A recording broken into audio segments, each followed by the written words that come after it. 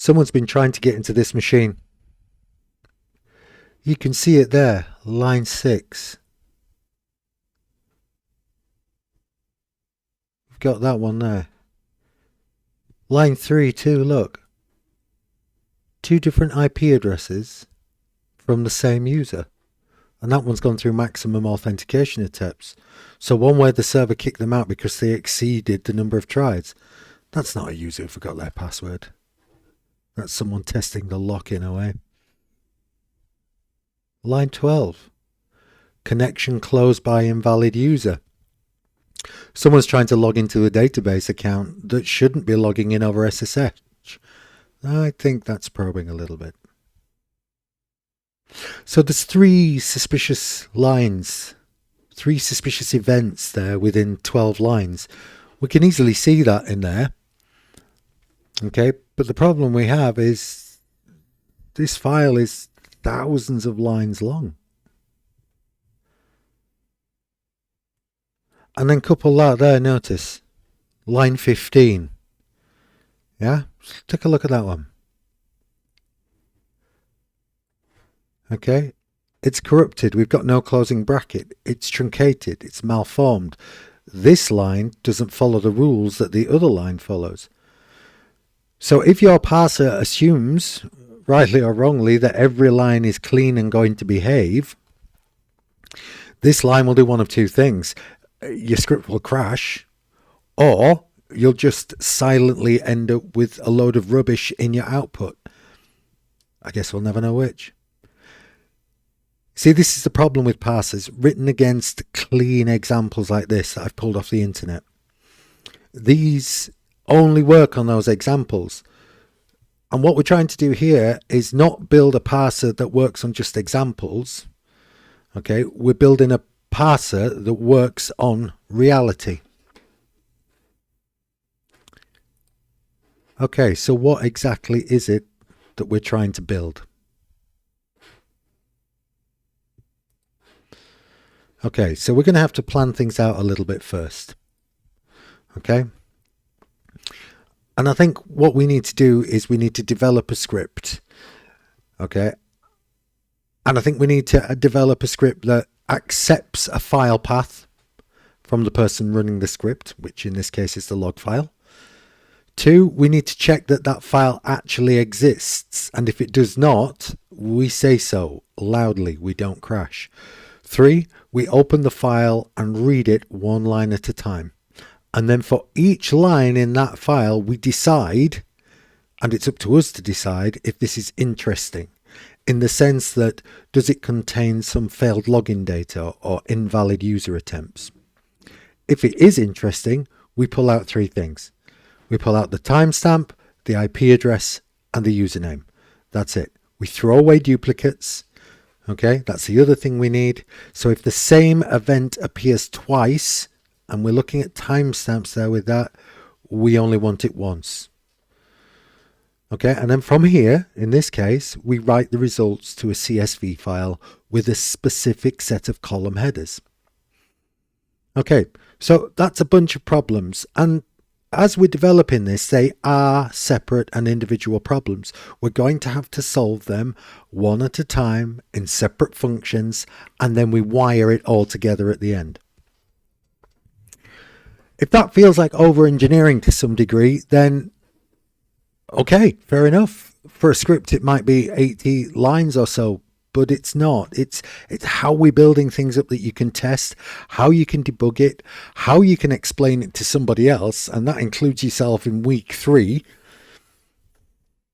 when you're having to look back and check your own logs when you're undertaking brute force attempts. So we're going to have to look at that and something carefully.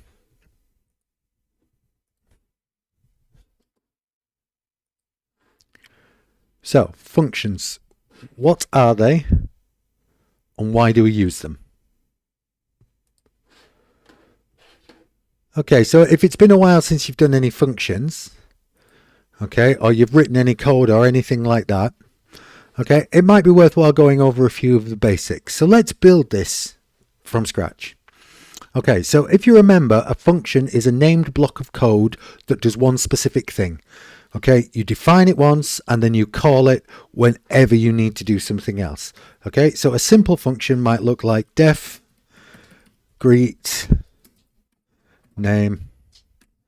Functions, like most blocks, end with the semicolon, and we can see there we've got some sensible elements.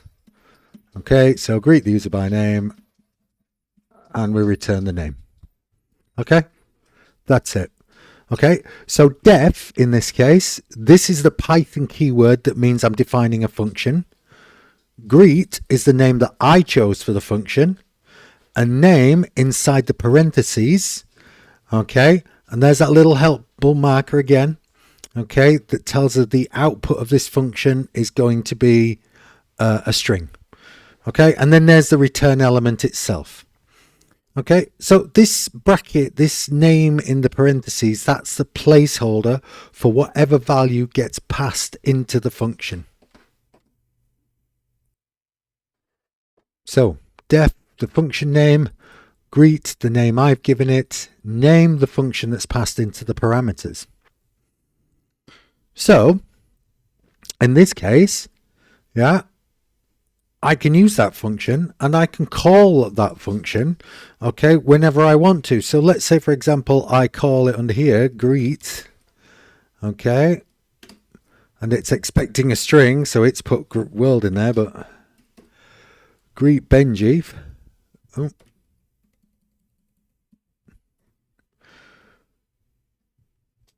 Okay, that would output hello Benji, because that's what we've told it to output. Hello, and then concatenate or add on to the end, that runs. Okay, so that's function. This function gives something back. Okay, and that's the return element on there. Okay, so another simple function that returns something, okay, is def add a comma b. Oop. And again, colon at the end. Okay, and this time, there you go, we can return a and b. So that's a return function. Okay, so if we recorded that, okay, and we called that function, okay, just trying to create a subtract one, but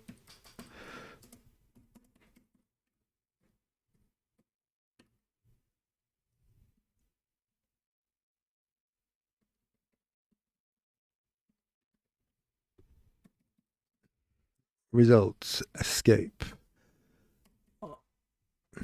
equals add 3,4. Okay, these suggestions are a little irritating. Right, there we go. Over aggressive type checking. That was just producing the actual output from there. But there we go. Okay, we can see what we've got there. So this one returns the result. So it now adds the two integers together and then hands the result back to the myResult variable. Okay, so functions are integral to this, and that's why I've spent a couple of minutes talking about them, because we've got 4 major functions in this particular parser that we're going to build. Each one takes something in, it does one job, and it either returns something or it writes something. Okay, and that's the whole purpose of the script, and that's where we're going with this one. Okay, so let's put the stubs of the functions in first. So the first one is def parse underscore arguments. Okay, and remember that's the signature for functions. Okay, and then pass, I'm just going to leave that with a pass. So it's an empty function. Okay, in reality what will actually happen is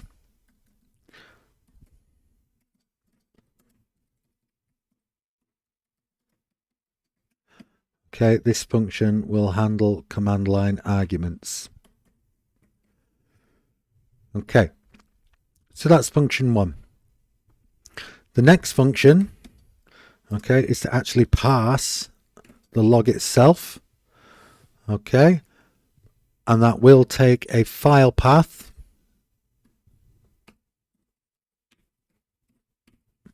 Okay, and again,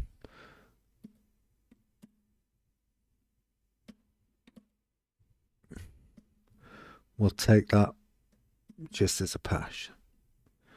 Okay. So, not sure about those comments about a list of dictionaries. I've not decided on the output of that yet. Okay. Let's just keep it simple. Returns relevant information for now. All right. The next one we're going to do is write. Okay. We're going to write a CVS file. Okay. And we're going to write the records. And we want the output path. Okay. So they're the two things that we're going to store in there. Okay. And yeah. Does pretty much what it says on the tin. Right. And then finally, def main.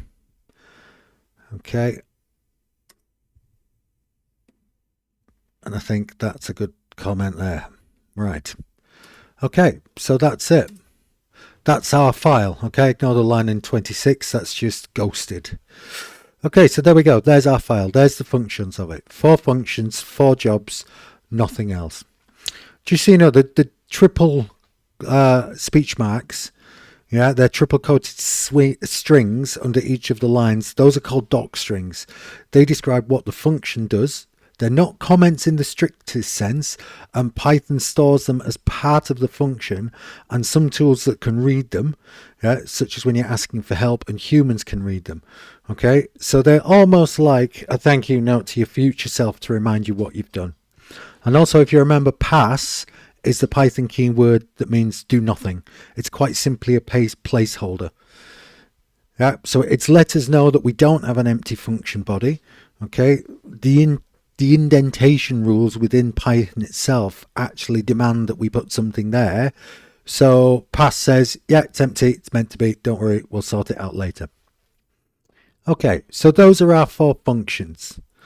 Okay, so next place we're off to are imports.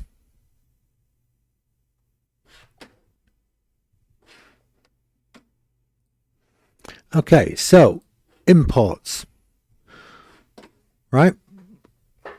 Python is considered to be a batteries included language in the sense that it's got a large standard library of code that other people have already written, tested and packaged up for you to use.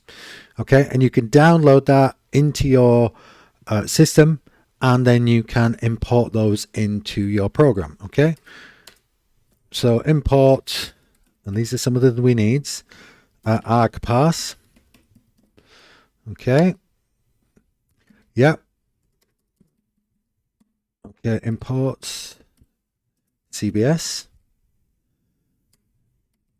Import whoop.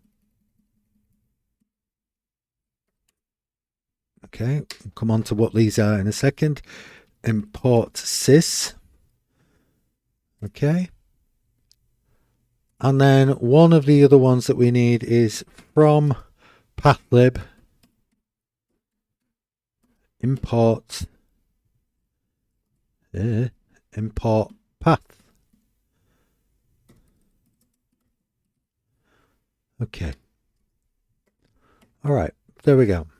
So that's everything that we need for there. So import argparse or any of those others, what that's saying is go find the module in the standard library and make it available in the script. Okay, so then later when we write some command like argparse.argumentParser, Python knows to call the various different elements from that module.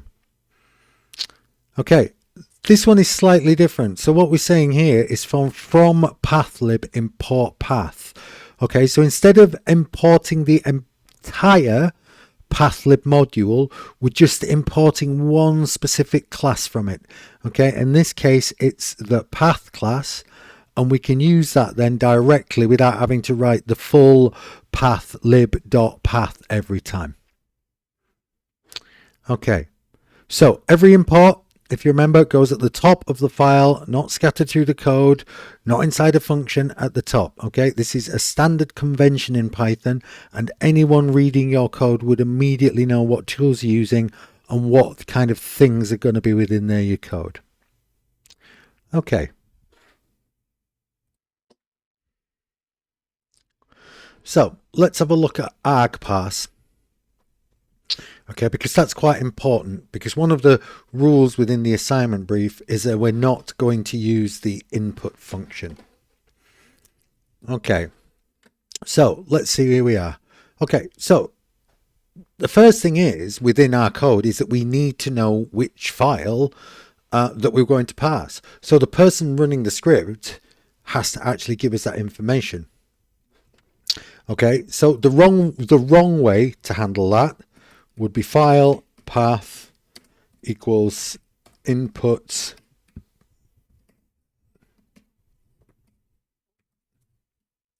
oops, there you go, there, enter the path to the log file. Okay, that causes a problem. When we cause that input function, okay, what actually happens is the program stops execution. Okay, so remember, when we're dealing with Python, it's an interpreted language, so it executes line by line and interprets line by line. So whenever it comes across to this input, it would just wait. It would sit there until a human types in something and presses enter, or an agentic AI. Yeah, if we've got no input, yeah, or if a test runner is executing your script, if I'm running the unit tests over it as part of the marking process, yeah, or if you are calling this script as part of a security pipeline with that input there, it would wait. Okay, tests, timeout, sockets close, etc., etc. Okay, we are not using input. Okay, absolutely not. The correct way to do it is to use argparse. What argparse does is it reads arguments from the command line. Okay, so these are the things that you type after the script name when you run it. Okay, and we're used to entering those kind of things, you know, when we're entering and using commands at the Linux terminal. Okay, so let's focus on this function and let's expand these help comments a little bit. Okay, so yeah, it returns an object with two attributes. Okay, a dot input file. Okay, which is the path to the log file, and then the output, which is the path to the CVS file. Okay.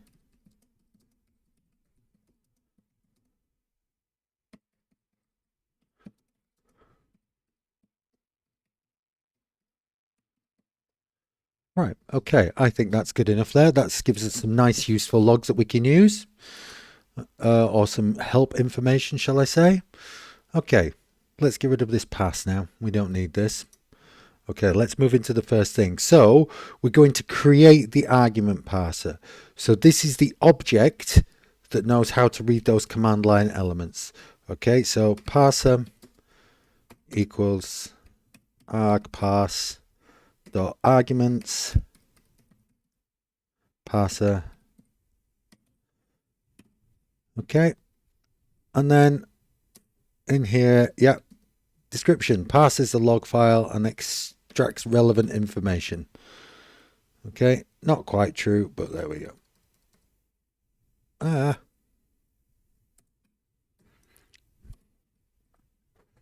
Okay, and then if we move back down here, we'll have a closing bracket. Okay, so that's the first thing. That's the description. Okay. Oh, thank you for picking up on the spell check. Okay, so that's what we've got there. All right. So that first line there gives us the option. Oop, I'll find it. There it is. Gives us the option on how to read the command line arguments. Okay, Right, so that's what we've got in there for. Right, okay. So the next thing we need inside this function, I'm just going to give us a bit of space. Okay, the next thing we need inside this function is we need to be able to handle our first argument. Okay, so let's have a look here. There it was. Okay, first.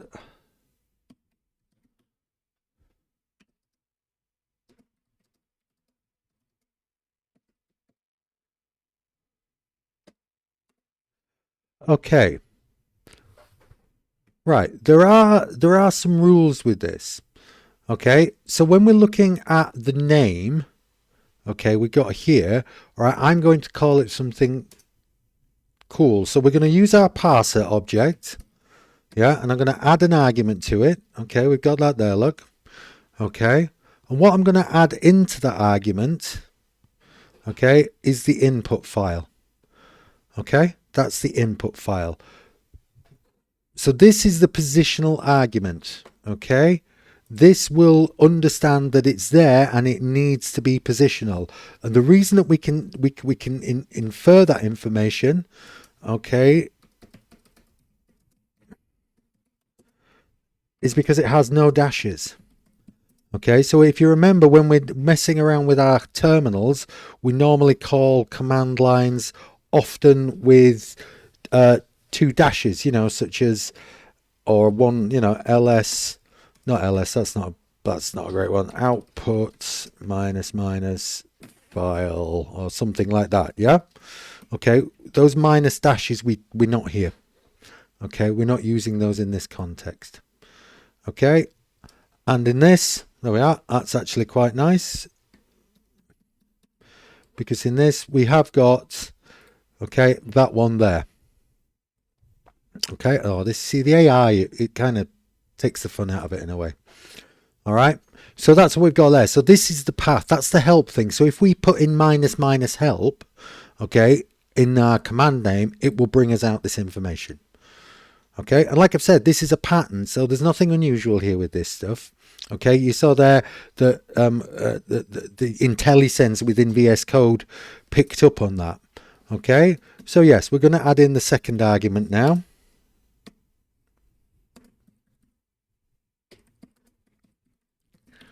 Okay, and this is the output file path. Okay, so this time, okay, this time it's going to be optional. Okay, and it is going to have a default value, and we know it's going to be optional, okay, because we've got that information. So I can add those arguments in now. Okay, and as you can see there, it was starting to provide us with some good stuff. So let's fill this bit in then. So parser dot add underscore argument. Okay. And then, yeah, so it's filled in the parentheses. So as you saw there, you have got options to add in short and long paths on this one. Oop, miss speech marks off. Minus output. Comma onto the new line. Yeah. And then we're going to say our default path. Okay. That is going to be suspects. Let's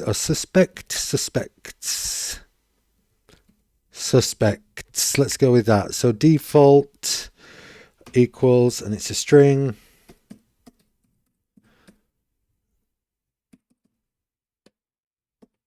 Oh, wrong one again. Right. Okay. We've got that there. And then again, we can add a help element in there. So that just gives it information back. Okay, I've got a bit of an issue here. Unterminated literal string. Okay, there we go. It was a comma at the end there. Right, okay. So now we've got that there. That's all of the stuff that we need for our arg parsing. Okay, so let's just run back through that and comment. Okay, so we've created our argument parser. Okay, this is the one that creates parser Okay, let's make sure we're spelling it right. Okay, so this is our parser. Okay, this isn't the log parser, this is the argument parser. Okay, so quite simply what this function does, or what this object does, is it reads information from the command line and makes sense of what we've put in there. Okay, so the first argument we have here, okay, it has no dashes. That means it's a positional argument. So in this case, the positional means there's no flags needed to be added. You just provide the value straight away after the command. Okay, so for example, if you type in Python 3 gateway parser.py myfile.log, it's the value of myfile.log that gets stored as that particular value. Okay, and then finally we've got the second one. This gives us an optional argument to store an output. Okay, and we've got a long form of the argument and we've got a short form of the argument. Okay, and then again we've got that helpful information with there. Okay, and then the last thing that we've got down there is we've got that return statement.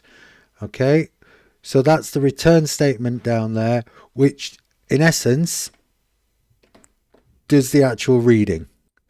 Okay, so that parse args, okay, that's the bit there that does that. Okay, and that really you can think of as like a small container where each argument becomes an attribute of that element. So args.input file gives you the log path, and args.output would give you the output path.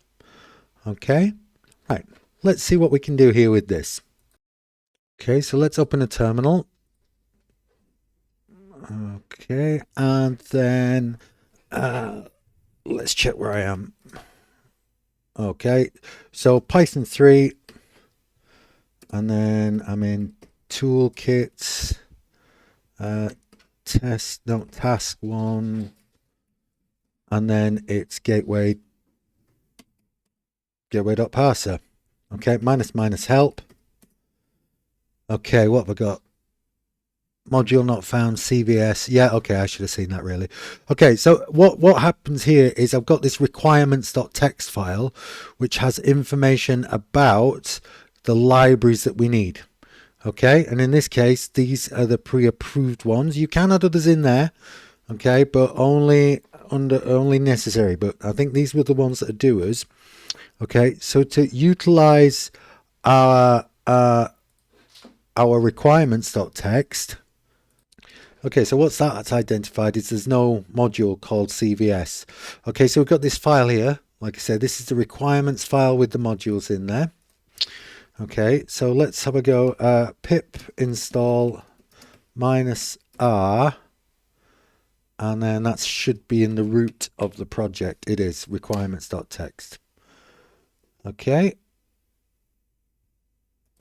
I'm installing in the global element here. Okay, but you could create a virtual environment, a venv. Okay, we're in Kali, so this is going to be slightly different. Okay, so in this instance, it's asking and suggesting that we create a virtual environment, or alternatively, we install these through the apt package management system. Sudo apt install. Okay, and then I think we need to find the package. So it's Python 3 CVS, isn't it?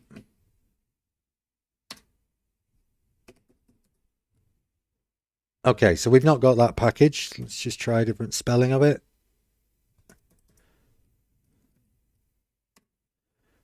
Now, okay, so we're going to have to try and install this with a virtual environment. So if we've set this up, we've got our Python environments down this side. Okay, so I can go ahead and create an environment. For a quick create, I can just use the Python version that we've got installed in here. Okay, right, and if you notice down there, that's starting to set that up for us. Okay, and there we go. So we've got that Python version in there at 3.13, and there's our environment there now. Okay. Okay, and we can see these down here. So this is the global Python install. In Kali, there's two separate Python installs, so we don't want that one. That's the global Python install. Okay, and we can see there it's got quite a few things in that we need. So for example, beautiful soups in there. I'm guessing pathlib will be down here somewhere as well, seeing as it's not really complained too much about that one. If we can remember how to spell. Okay, maybe not. But either way, we've created this virtual environment here, which just contains pip. Okay, so let's set this one as the project environment. Okay, and that's already done in there. Okay, so now let's try the pip -r command again. Okay, and we still seem to be hitting that error. I know why. I've not activated it. Let's activate it in the shell.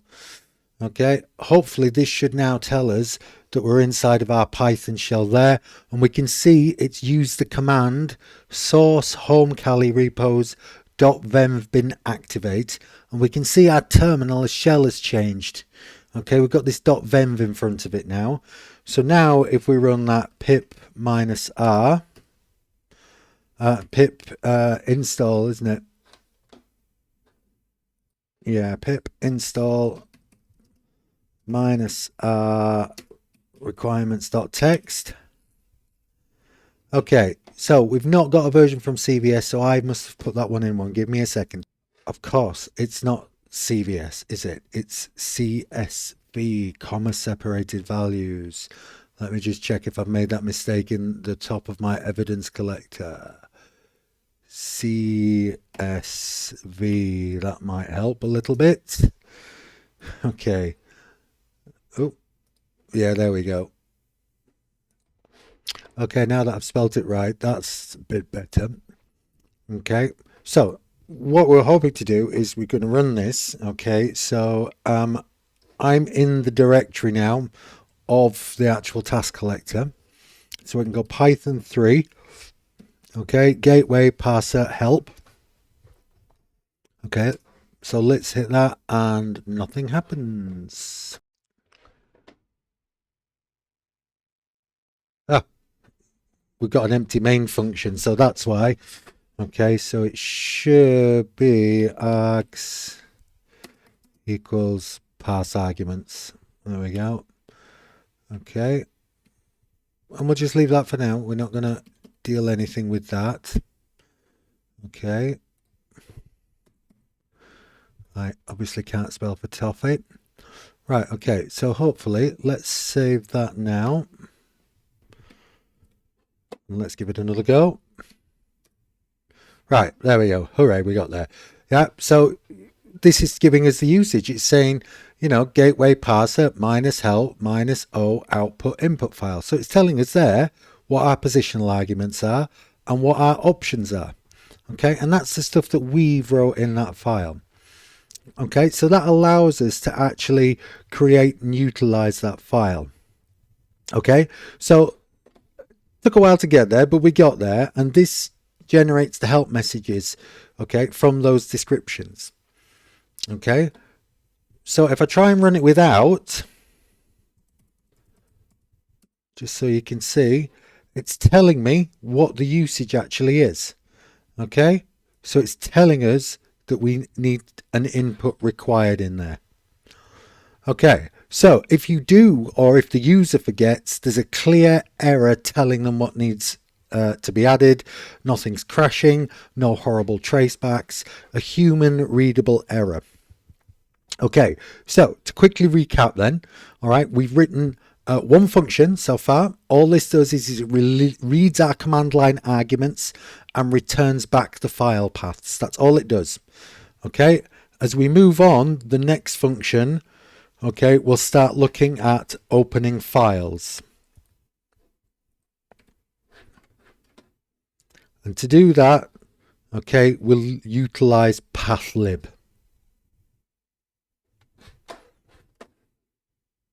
Okay, so pathlib. Okay, we've got the file path, but we need to know how to open that now. But we also need to check it exists. Okay, so there is a simple way to do this, and it's a trap that a lot of students fall into, is we try to wrap everything in a try except block and hope that we're going to capture any exceptions that fall in there. We're not going to do that. We're going to try and do something a little bit explicit. Okay, and in this one we're going to manipulate our parse log function. Okay, so we can expand these again. Let's add some useful information in there. So we want to add some args, so it tells it what arguments it takes. Okay, and there, okay, a file path, okay, which we need, so that's good. And it returns, okay, I'm not in the function line there, let's move that over, that's better. Okay, and it returns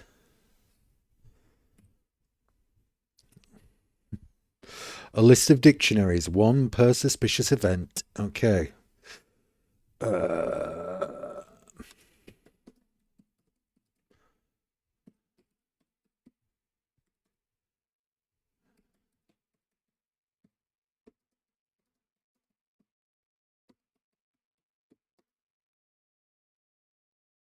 Okay, and just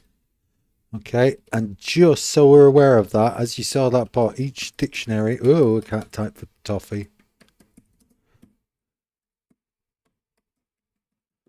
has keys. Okay. Yeah, so we're going to have a timestamp.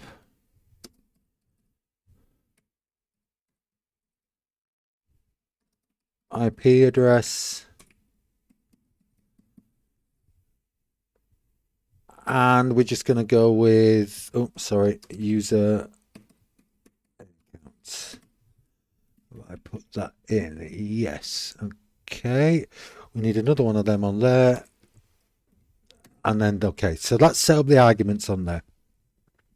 Okay, so the first thing we're going to do is we're going to put the string, the path object that we're being passed into there, okay, and we're going to pass that into a path object, okay, which gives us methods to be able to check whether certain things exist or not.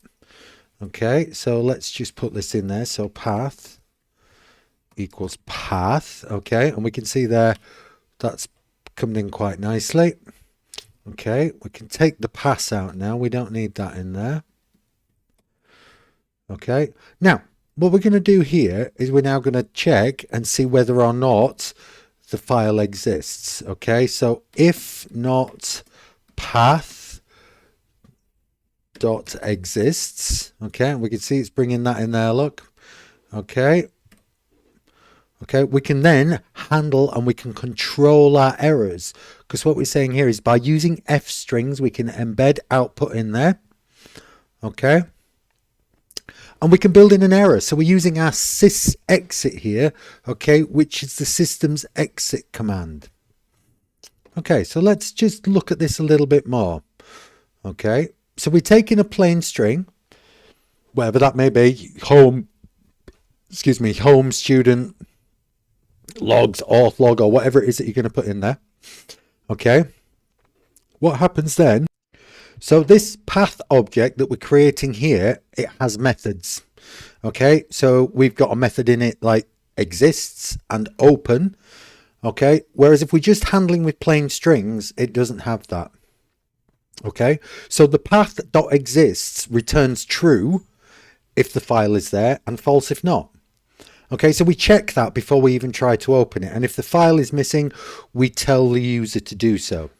Okay, now one thing we can do, which I think is quite important, okay, is we also need to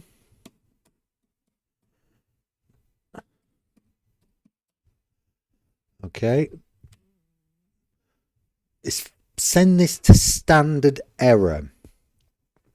Okay, so std, however you pronounce it, all right, we're in the Linux world here, okay, and we've got two separate output channels in the Linux world. Okay, we've got standard out, std out, okay, and that's where your program's actual output comes down. Okay, so down there, that's standard out. Okay, whereas standard std is where the error messages go. So if you print an error to standard out, what you're actually doing there is you're in essence polluting or contaminating your output data with error data.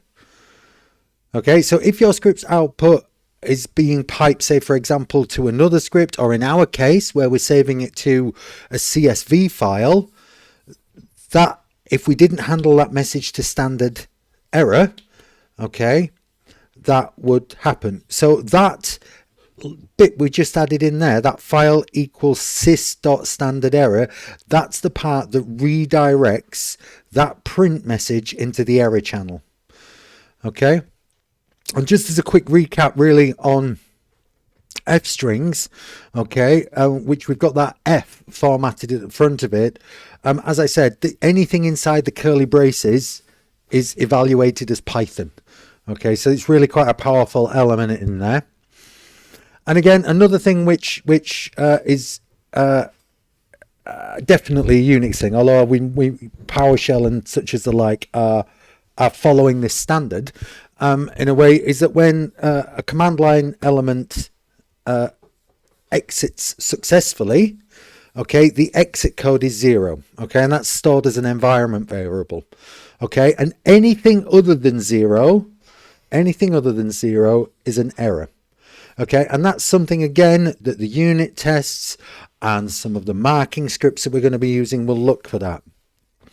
Okay, so if any of the field tests are missing files, yeah, and that your script exit with the non-zero code and that error goes to standard error and nothing in that way goes to standard out, okay, that one line of code handles all of those three elements.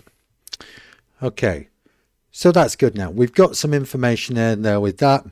That's handling whether our files exist or not. Okay, but now what do we do with the files? Well, with the files. Okay, so we're still inside of our parse log function. Okay, where are we? There we are. We're still inside of our parse log function. Okay, and we're down here now. So we need to open the file and we need to read its contents. Okay, and we, as I said in class, yeah, we tend to do that line by line. Okay, and if you recall, there is a keyword that will help us undertake this opening of a file in a sane way, and that's the Python keyword with. Okay, with. Oh, let me embed that in the function. Okay, and you can see there the IntelliSense, it's a common keyword, so it opens a path. Okay, so let's go through this and why we've got this keyword with. Okay, so when you open a file in any programming language, not just Python, the operating system itself handles the allocation of resources to the program. So that is a file handle, which is the name of it inside the operating system, if you like, or we've got the name there. A buffer, okay, which can be filled up with the contents of the file, and then a position tracker, which tells you where you are in the file. And when you're done reading the file or pulling information from the file, you need to release those resources back to the operating system. And what happens in Python, if you were using open, yeah, the open brackets function to do that, yeah, you would have to explicitly close it by calling the .close on the file handle that's been recreated. Okay, so that does give us a problem though, because if something goes wrong between opening the file and closing the file, you can end up with an exception. Okay, so, and you got to handle that exception. But you can end up then with an unexpected crash because by that exception where the close element of the code never gets called. Okay, and therefore you end up resource leakage, you end up overutilizing operating system resources. And if you do that enough times, you'll actually run out of final handles and the OS itself will start letting you open files. Okay, that's not theoretical. If you're trying to do this lots and lots of times a minute, then that's going to happen. So the with keyword solves this by guaranteeing that whenever you open a file using it, okay, whenever that block finishes, the file, the resources, the file will be closed and the resources will be returned back to the operating system, even if an error occurs in there. Okay, so, all right, let's look at it this way. So remember we're using path. So with path, okay, remember we said we've got an open. Okay, dot open. Now, we're calling open on our path object. Okay, so this in essence is the same as the built-in open function, but we're attached to the path itself now. Okay, so we shall open that. Oh, wrong thing, sorry. All right, the next thing we're going to talk about and pop in there is encoding. Okay, and we're going to use the standard, we got that right, yeah, UTF-8, yeah, as file. I like to call my file handlers F. Okay, right, so we're being explicit there about the character encoding. Okay, so if you omit this, Python will use whatever the system default is. So on most Linux systems, that is UTF-8, but on some, it's not. So by being explicit, it means that we know what we're going to get back in terms of encoding. Okay, so it will behave the same everywhere we're going to run this one. Right, okay. So we want to do something else as well on this, okay, is we want to handle errors. So in here, let's chuck in errors equals ignore. Okay, right, so that's that bit there. Right, so what we're doing there with that is log files are written by the computer, by the operating system. Strictly speaking, they're written by daemons that are programs that are running in the back end of the operating system, listening to instructions. And if anything has been the log output from the daemon is a bit sloppy, say for example, or your logs have been corrupted, containing bytes that are not valid UTF-8. So without putting in this errors ignore, Python would raise, without a doubt, a Unicode decode error exception, and your script would crash out. So with putting this in place, Python silently skips those invalid bytes or whatever else is in there, and the rest of the data, okay, can then go into where you want it.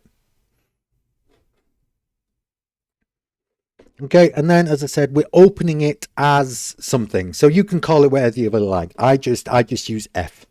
Okay, you could call it file handle or log file or anything else like that. Generally speaking, it is acceptable to use things like single digits for short-lived objects. So integers a equals 1, that kind of stuff. Yeah, this is a transient object. It's not something I'm going to need to remember 15 lines down or even 300 lines down. Okay, so but the key thing here, okay, the key thing here is that everything within inside this block, okay, and that was put in by the IntelliSense, okay, everything inside this block, okay, underneath that with, yeah, has access to F, to the file handle. So the moment those indentations end, so the moment we go back to the same level as the width with our code, okay, the file closes automatically. So if you imagine, yeah, this is in with access to F, okay, and there, file closed, no access to F. Okay, so that's with the indentation.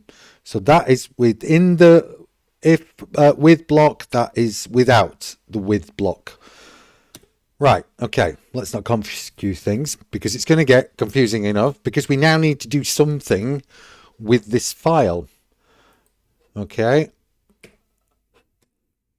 And one of the ways that we have to look at this file is based on its contents. Okay. And each content is a line. So we're going to use a for loop to iterate over this.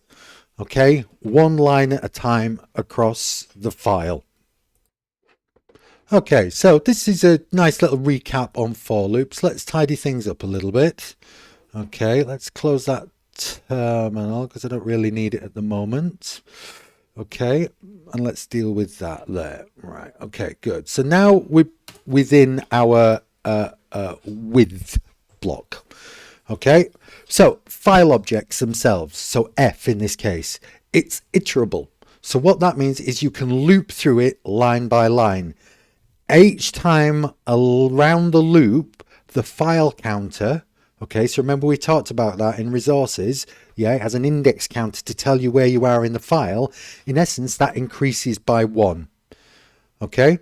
This is actually quite memory efficient because only one line of the file is in memory at any one time. So if you've got a 3,000 line log file, you're not importing that entire log, you're just going over it line by line. Okay, so we're going to use the for loop for that, and we went through this, and you've gone through this before, so hopefully it's a bit of a refresher. So for line in F, okay, that's what we did. Okay, so for line in F, semicolon, colon at the end, that gives us the line. So we'd look at the indentation, we've gone back in there. Okay, so in this context, this, from what we're working out, line, okay, so the name of our variable here is a string that represents, contains, I never know with, well anyway, that's philosophy of programming, but anyway, contains one line of the log file. Okay, right, good. So now we know what we've got in here. Okay, also, okay, including, and that's quite important. Okay, so that includes the new line character at the end. Okay, in our case. Right, okay, so let's just prove our loop works. Let's just print line. Oh, not pring. Print line. Right. What am I missing? No. Okay. So this is the fundamental loop structure in Python, really. Okay.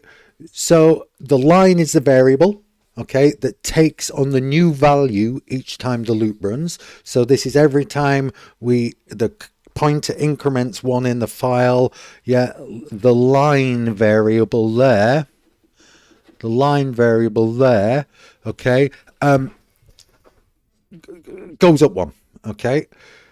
And as I've said, yeah, so files with 1,000,000 lines in there, okay. So that gives us 1 line each. Okay, so I think it might be worthwhile just trying this, okay, and seeing what we get. So let's open a terminal again. Okay, not in the venv this time. Oh, there it is. Oh, we are. It's kicked in. Okay, good. I've probably got more open than I need here. Right, so we're in there anyway. So let's go cd back into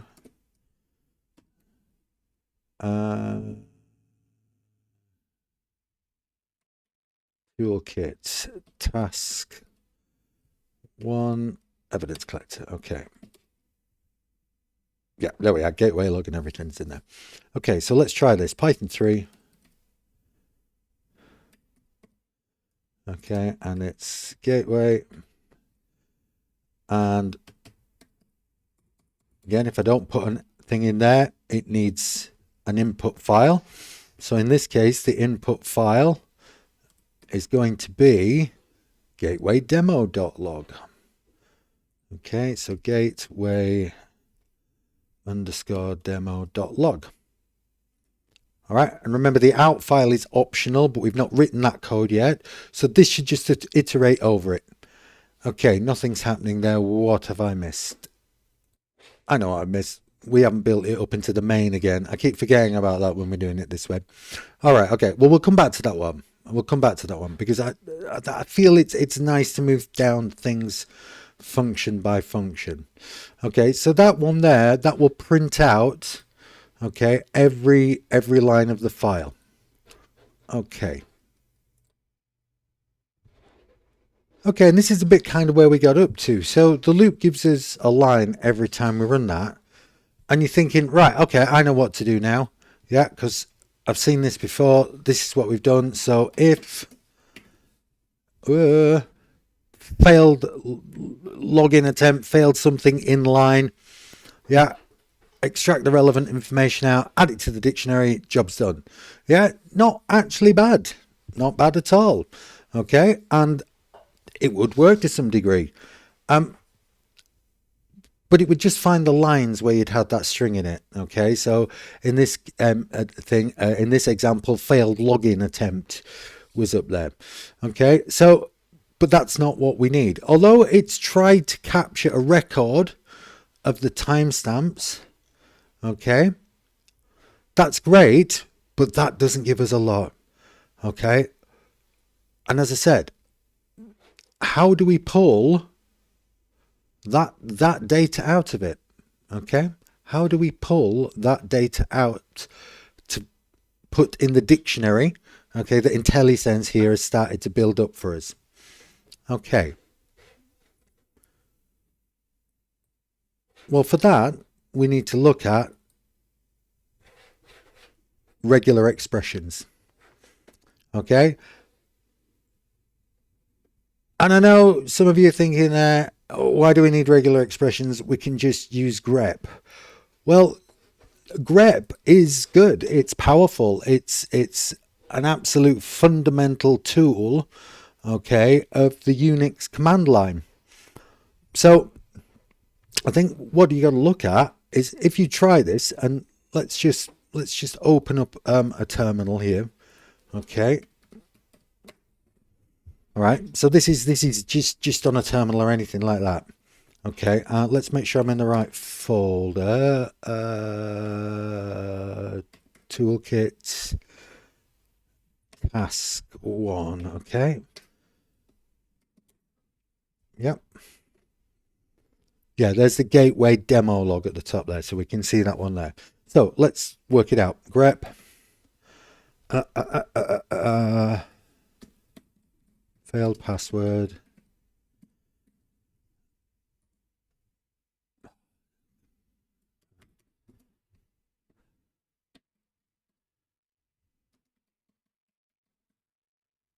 Okay, I think they're capitalized. Failed password, and then it's just the gateway demo.log. Brilliant. Woohoo! Cool. Okay. And grep has found as an absolute bunch of lines out there that we need to pull out. And yes, that's great, but all that's done is it's told us that where there's been some failed password attempts. Okay, but we need to extract the things that we want out of there. So we've said we want a timestamp. So we want the timestamp. Okay, we want the IP address. Okay. And we want the username wherever we can get that from.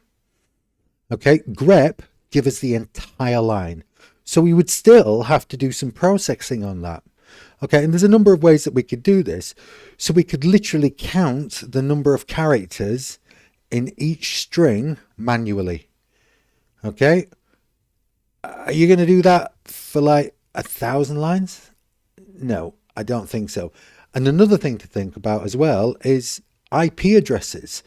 Okay, let's take this IP address, 218.92.0.201. Okay, valid IP address. That's 12 characters. Whereas 10.0.0.5 is 8. So how are we going to handle those differences, okay, across, again, thousands and thousands of lines? And what about the word when invalid appears? Because remember, for this particular log we were looking at, okay, we had some invalid user attempts logging into Postgres. So grep finds it. It's good. It's what it's for. And the information is interesting, but it's not there. So even if you now started to use regular expressions with grep, and they're Perl regular expressions. Okay, they're Perl regular expressions. Don't talk to me about Perl. Ask Adam if you want Perl questions answering. But if you're now going to go down to that depth anyway, by using grep with the Perl switch on it, you may as well just write regular expressions in Python. The difference between running them in Python and grep as well, okay, is they're not testable. You can't build them up, by running them, experimenting with them, programming them back, and then you don't solve anything. All you've done is made it harder for yourself. Okay, but additionally, there's still much more of a fundamental problem. Okay, so your assignment requires you to produce a CSV file with 3 specific columns. Okay, so 3 fields extracted from the middle of a log line, written then into a structured format. Grep can't write CSVs. Also, de-duplication. Okay, sometimes logs spit out multiple elements into the same timestamp. Okay, as an example, grep itself can't do that, and it also can't check whether a file exists. So it is a tool. It's a really useful tool. Okay, but there's only really so much that we can do with that. Okay, so in Python, for the regular expressions, okay, we've got the re module. Okay, so a regular expression, or a regex for short, is a pattern. That's all it is. Okay, and what you're doing is you're going to describe the shape of what you're looking for. Okay, so you can think of regular expressions as like a formal mini language. Okay, and then what the re module does is it checks whether a string matches that particular description. Okay, and then it can extract the parts that you care about. Okay, there's a whole wealth of stuff on regular expressions out there. Okay, and there are some websites that will help you construct regular expressions for different languages, because different languages have their own take on it, I suppose. Yeah, so I'm not going to mention one in particular, but if you Google around, you'll find regular expression for Python and things like that. But I want to build one from the ground up. So rather than looking around the internet, because again, if you're ever find yourself on an airlocked network with no direct internet access, okay, you might want to start having to think about how to build one up. Okay, so let's use the data and see if we can extract the structure from the data. Okay, where are we? Parse log. Oh yeah, we're down here now. Okay, so let's have a quick look at a demo log. All right, and I'm just going to bring in a line here, line 3. Okay, that's nice. We've got a failed password attempt there. Okay, so I'm just going to copy that line.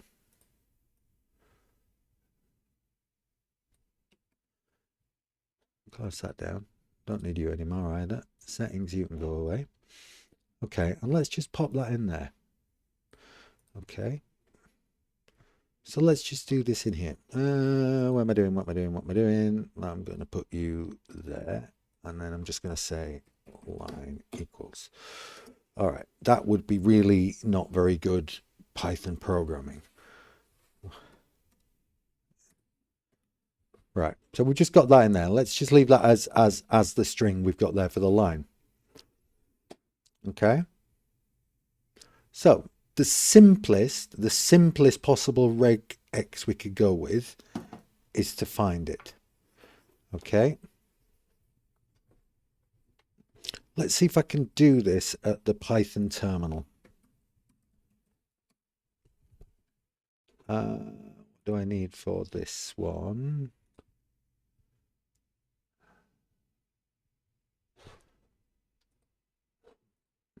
There we are, there we are. Copy and paste, why not? Copy. Oh, well, that didn't copy, did it? You saw what I did there. Press Control C, where in the terminal it's Control Shift C. And then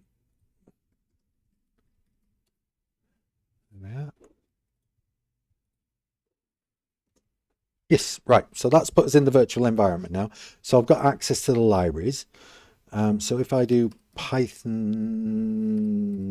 3, it should bring me to a Python shell, and then I can import re.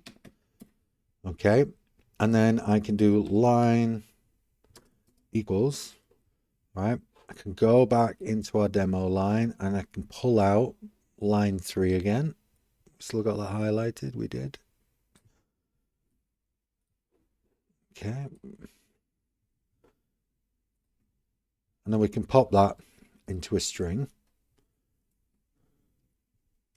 There we go. Right, so it's in there and I can print line now. Yeah, I could print line if I use the correct syntax. Right, there we go. Okay, so we've got that. So the simplest possible regex that we can go with, okay, is finding the phrase failed password in this line. Okay, so let's have a look at that. So let's just build this up in here so we can experiment with it and see how it goes. So result equals re.search. Okay.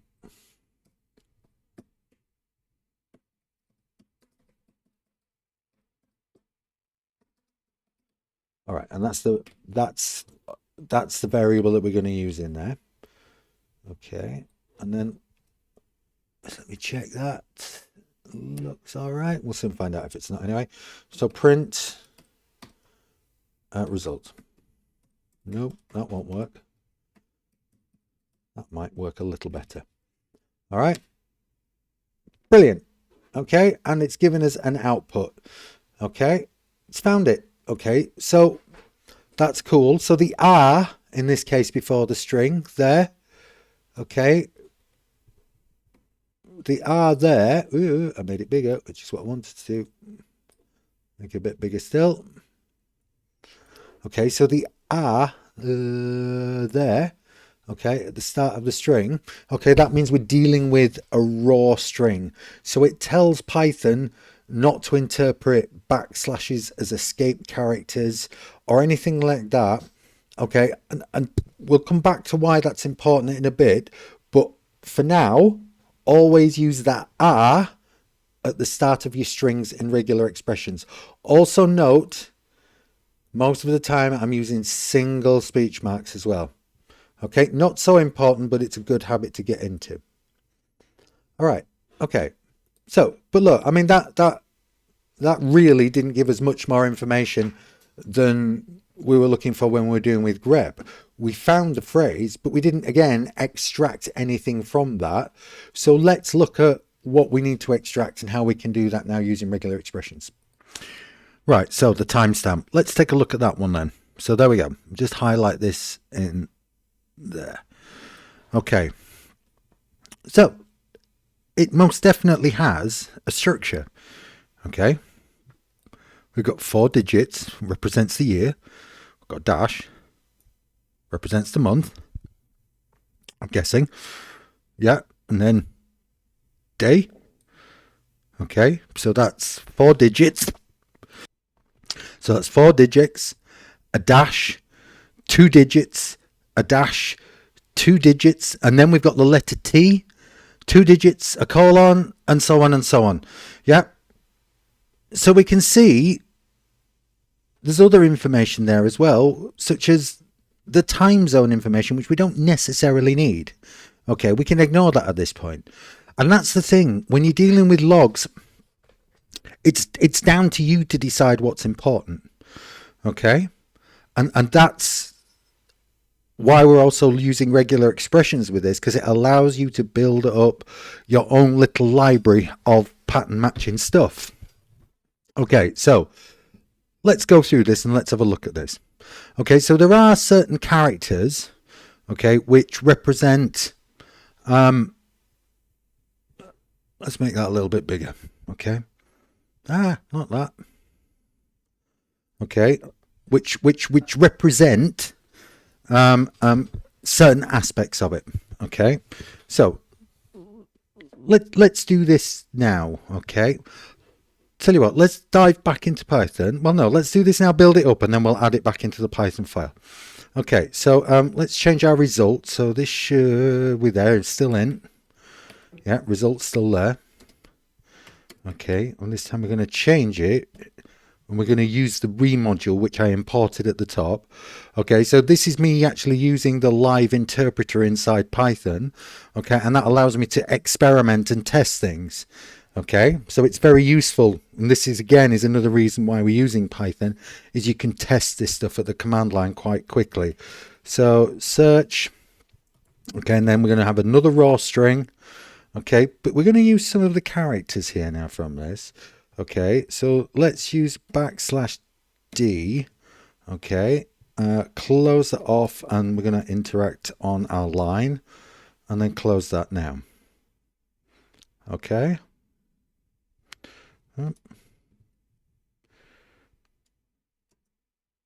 Okay, so now let's print that out.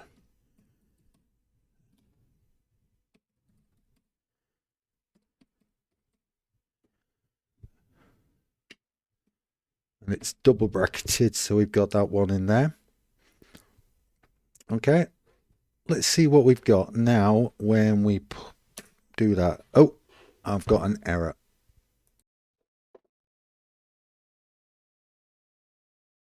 Oh, hang on. There.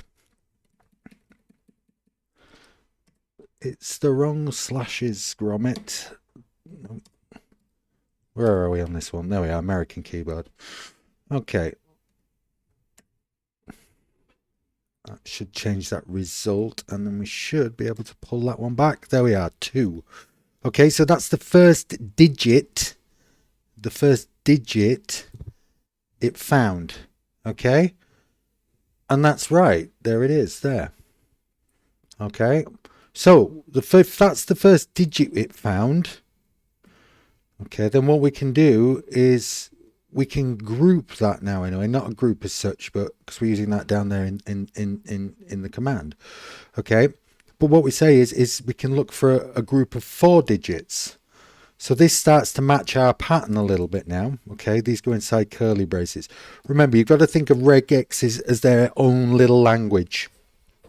Okay, with lots of different language oriented flavors.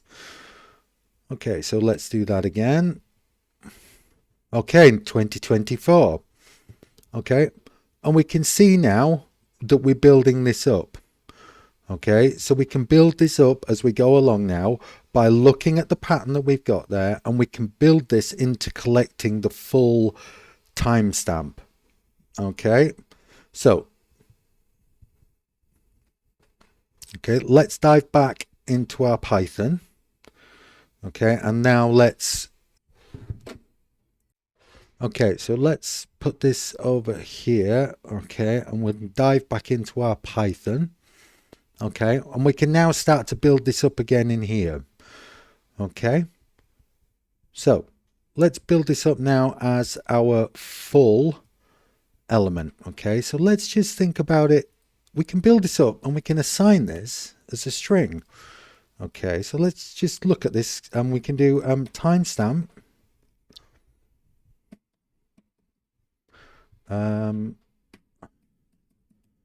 pattern equals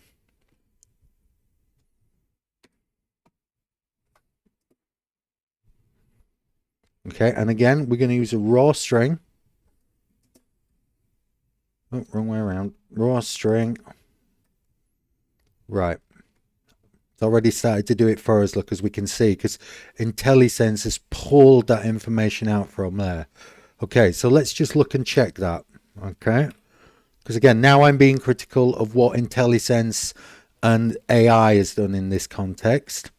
Okay, so double check it for sanity. So D4, that's the first 4 digits of the year.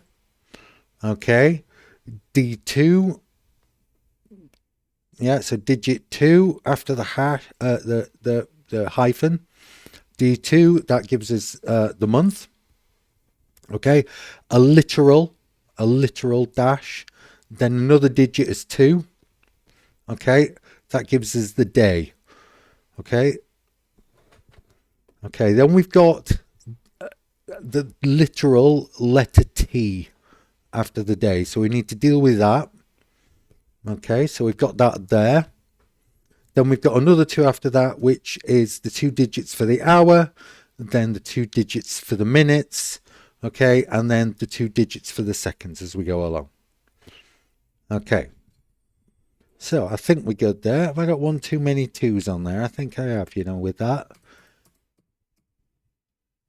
Yeah, that feels better.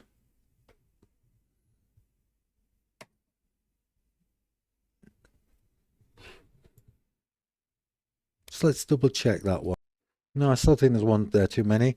4, 2, 2, T2, 2, 2.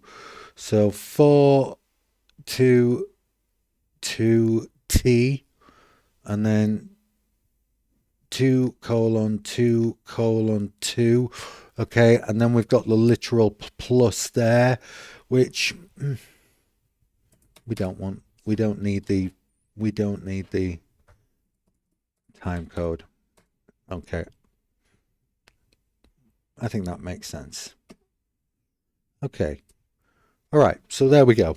All right, we can see where it's going, where it's taking us on this one. So IP pattern. All right, okay, I'll just fill that one in. Right, so I'll check that one afterwards, but while it was there, let's have a look. So if we take that now, and we pop back into our terminal, okay, we can now do a little bit of testing. Okay, we can now do a little bit of testing. So let's just pop that up there. Let's pop that. Oh, blooming heck.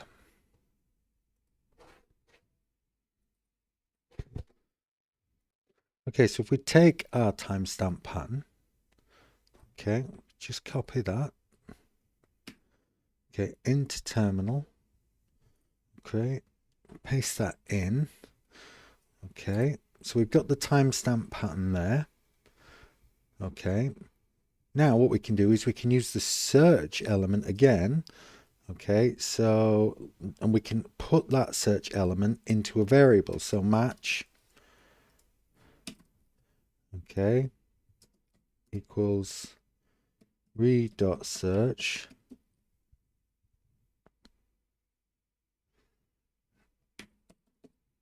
timestamp pattern. Okay, and again, we're taking it from line. Close those brackets off. Okay, we've assigned that, and then we can print the match out. Match.group, and again, the brackets, and there we go. Okay, so that's pulled out our timestamp as a group now using this regular expression. Okay, so let's just pop that there. Okay, and we might need to keep popping back to that one. Okay, so let's just go ahead and build up, okay, the rest of this element here. Okay.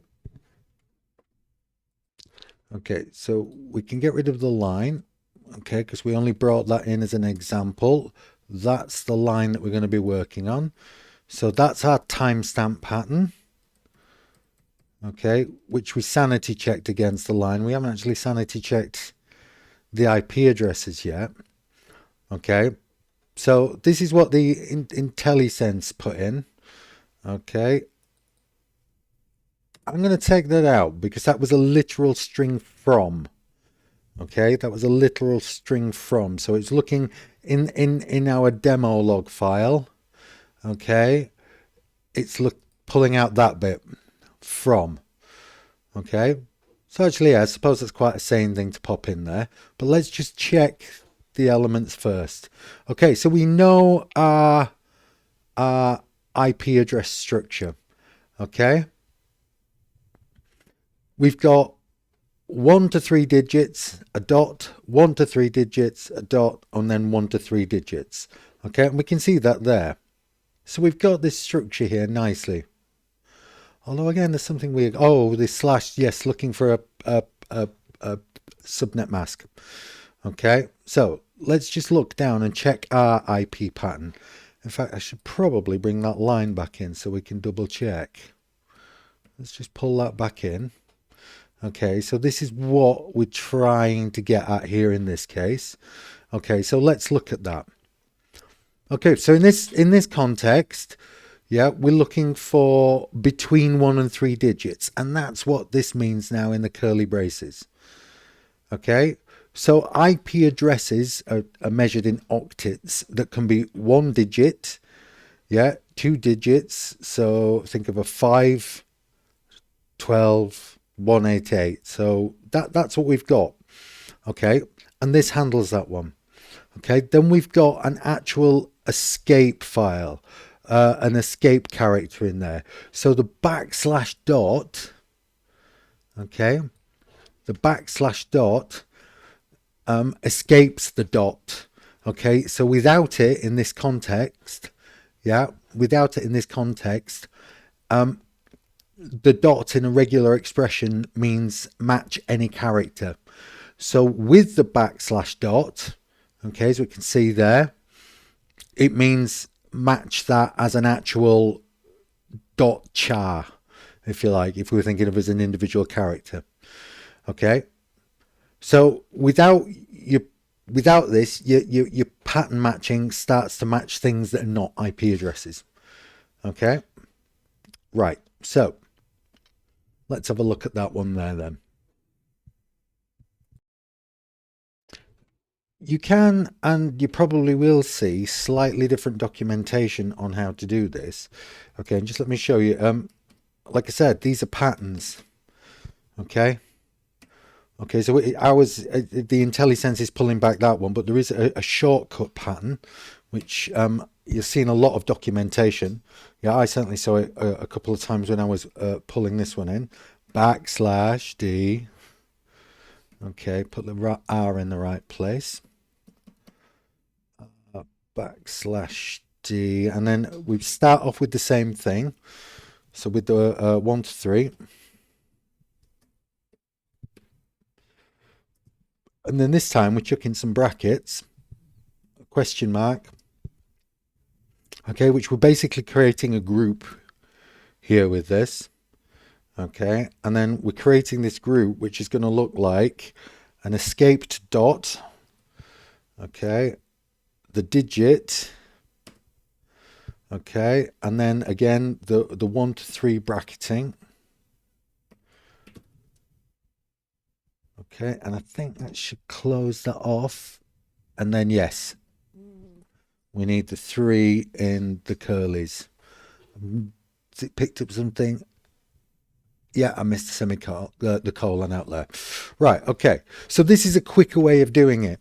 Okay, so what we've got here, it's just a more compact version of it. Okay. So this is a group, this bit in the question mark here. Okay, so this is a group that does not save its matches separately. Okay, and what it's saying is repeat that group 3 times, which gives you that digit dot digit dot digit dot digit that we're all familiar with as an IP address. Okay, so that's another way that you can do that one. Okay, I'll comment it out. But I just want us to use the original one that we worked with, okay? So it's a little less complicated. We can see the 4 blocks of octets that we've got there, okay? Right, so, okay, let's just finish building that up and then we'll move on. Right, okay, so there we go. We can now see things where they were. We can get rid of that Okay, so now what we've got is if we go over iterate over our loop, so for every line in the file, yeah, we're going to try and match these patterns, okay, against the line to see if we can pull out a timestamp match and an IP address match. Okay, so, but that's great. We've managed to list them and we can extract that timestamp and the IP with another, okay, but we're running separate patterns over every line thousands of times. Okay, so this is good and it is useful, but we can make it a little bit better. Okay, and we can do that using named capture groups. Okay, right, so named capture groups, like I was saying, iterating that pattern over every line of a 2,000 or 3,000 line log file is a waste. Okay, we've got that information in there, we can see what we're doing with it. Okay, so we talked about these capture groups before. Okay, so we've got these capture groups here, okay, for our IP address patterns.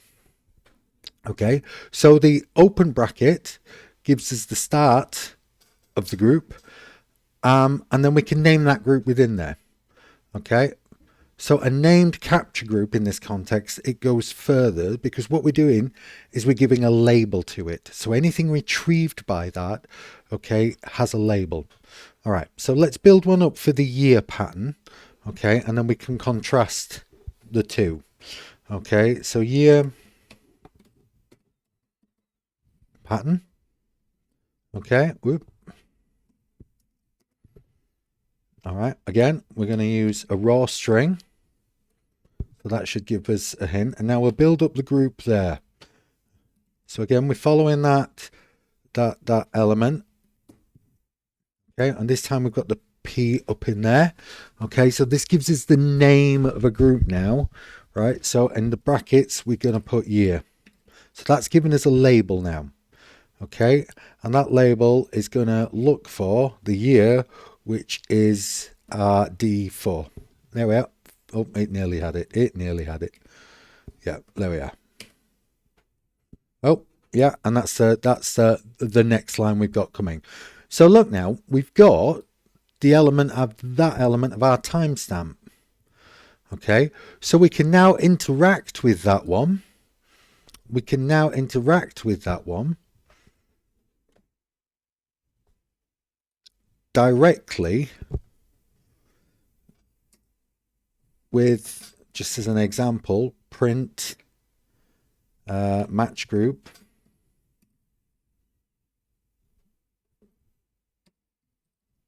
Did I call it match? No, year match, year match, year match.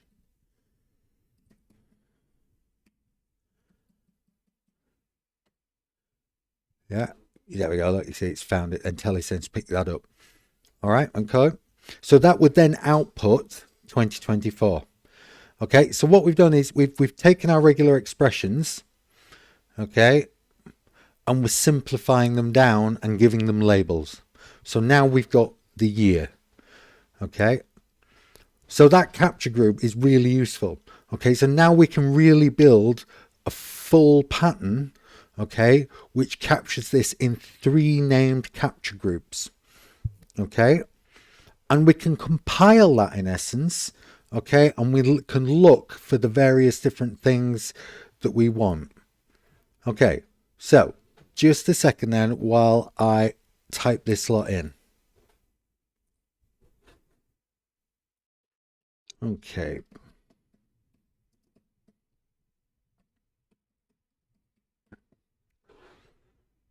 Right.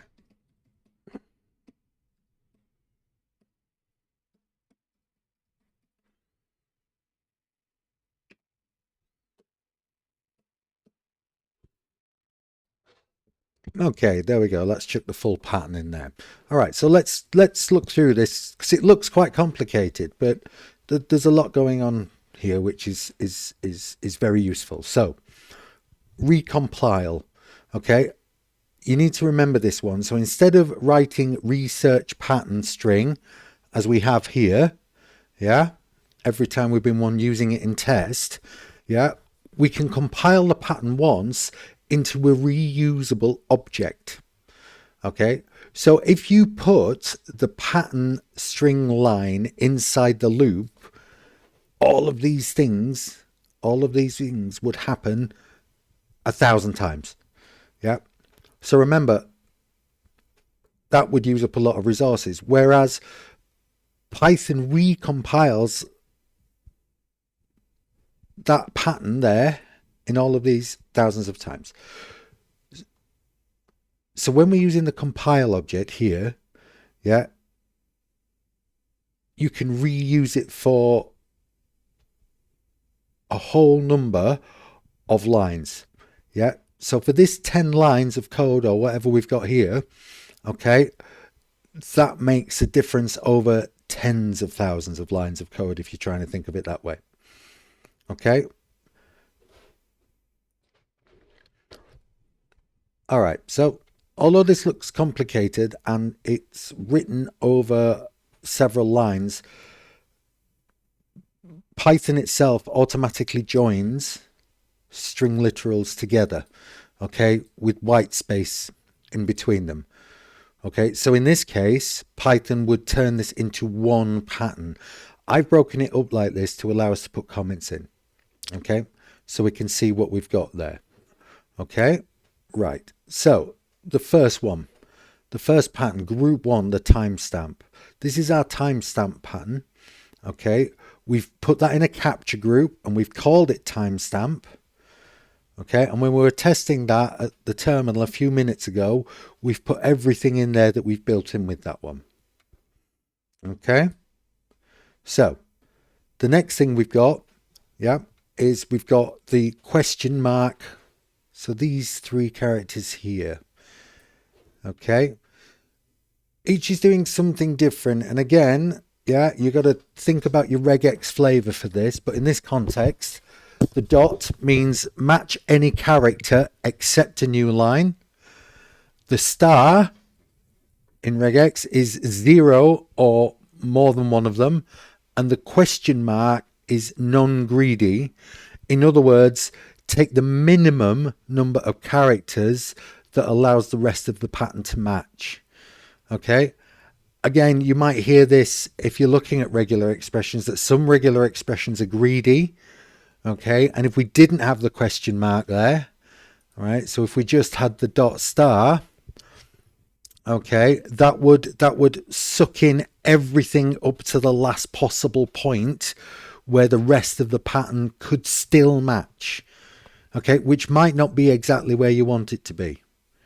Okay, so non-greedy patterns, yeah, just take the minimum. Yep, so it skips through just enough characters to reach, say, for example, the next element, which is there, failed password for. Okay, so that's literal text. There are no special characters in it. Yeah, the space is at the end because it's part of the pattern. Okay, so don't forget that. Yeah, remember, we're looking at literal strings here. Literal strings. Okay, so then we've got an invalid user, which is similar. Okay, so this handles the formatting variation. So some log lines say failed password for root, not failed password for prut or whatever. Yeah, and others say failed password for invalid user or invalid user admin or the username. Okay, so the group here in essence is a non-capturing group. It just bundles the phrase invalid user and again including the trailing space as a unit. Okay, the question mark after the closing parentheses just makes the whole group optional. Okay, so it matches 0 or 1 time. Okay, because not every line has that invalid user element on it. Okay, we've got another capture group here. So this is the username. Okay, this uses the capital S, which means any character that is not white space. Okay, and the plus again means 1 or more. So \s plus in this context, Okay, matches the username, everything from where we are until the next space.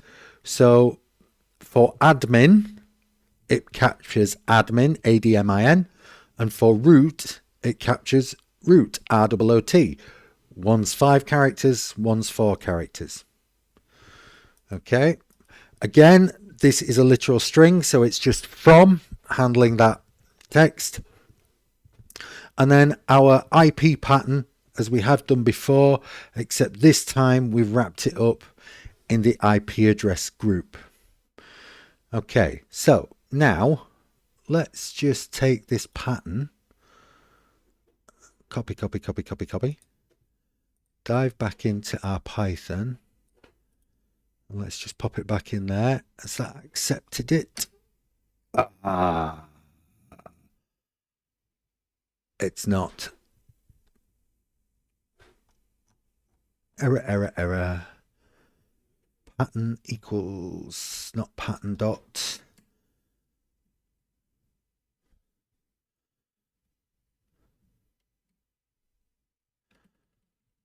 Okay, soon fix that.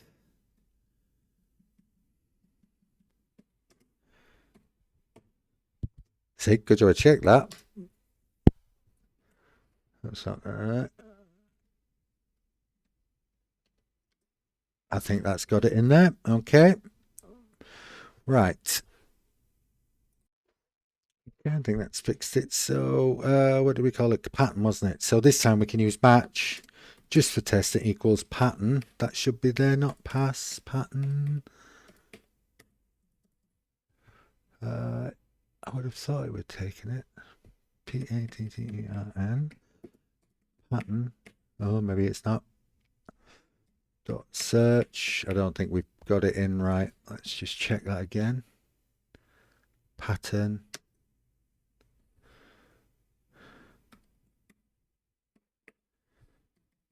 Yeah, there we are. So it's there. We've got it there.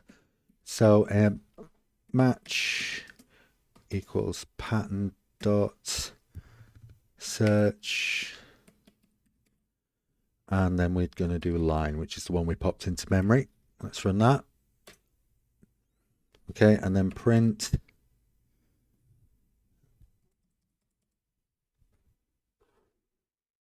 This time we should print in. Okay. Oh.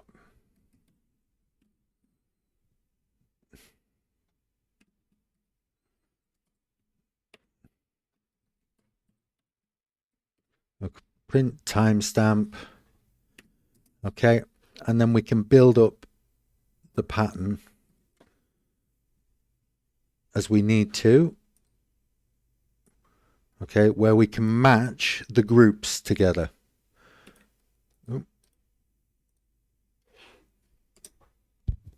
Is that not taking it? Yeah, I thought so.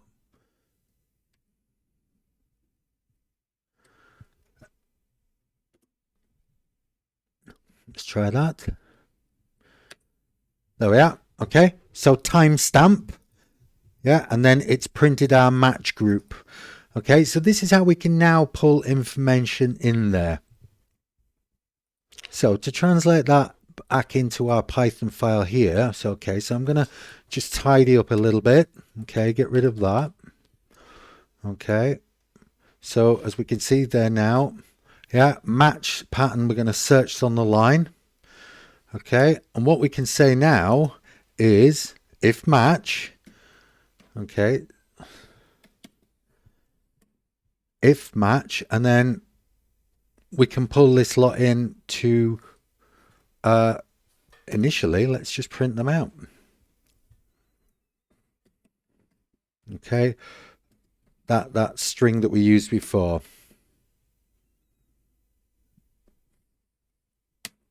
Okay, and there we are. So that's printed all of those out for us. Let's just tidy that up a little bit.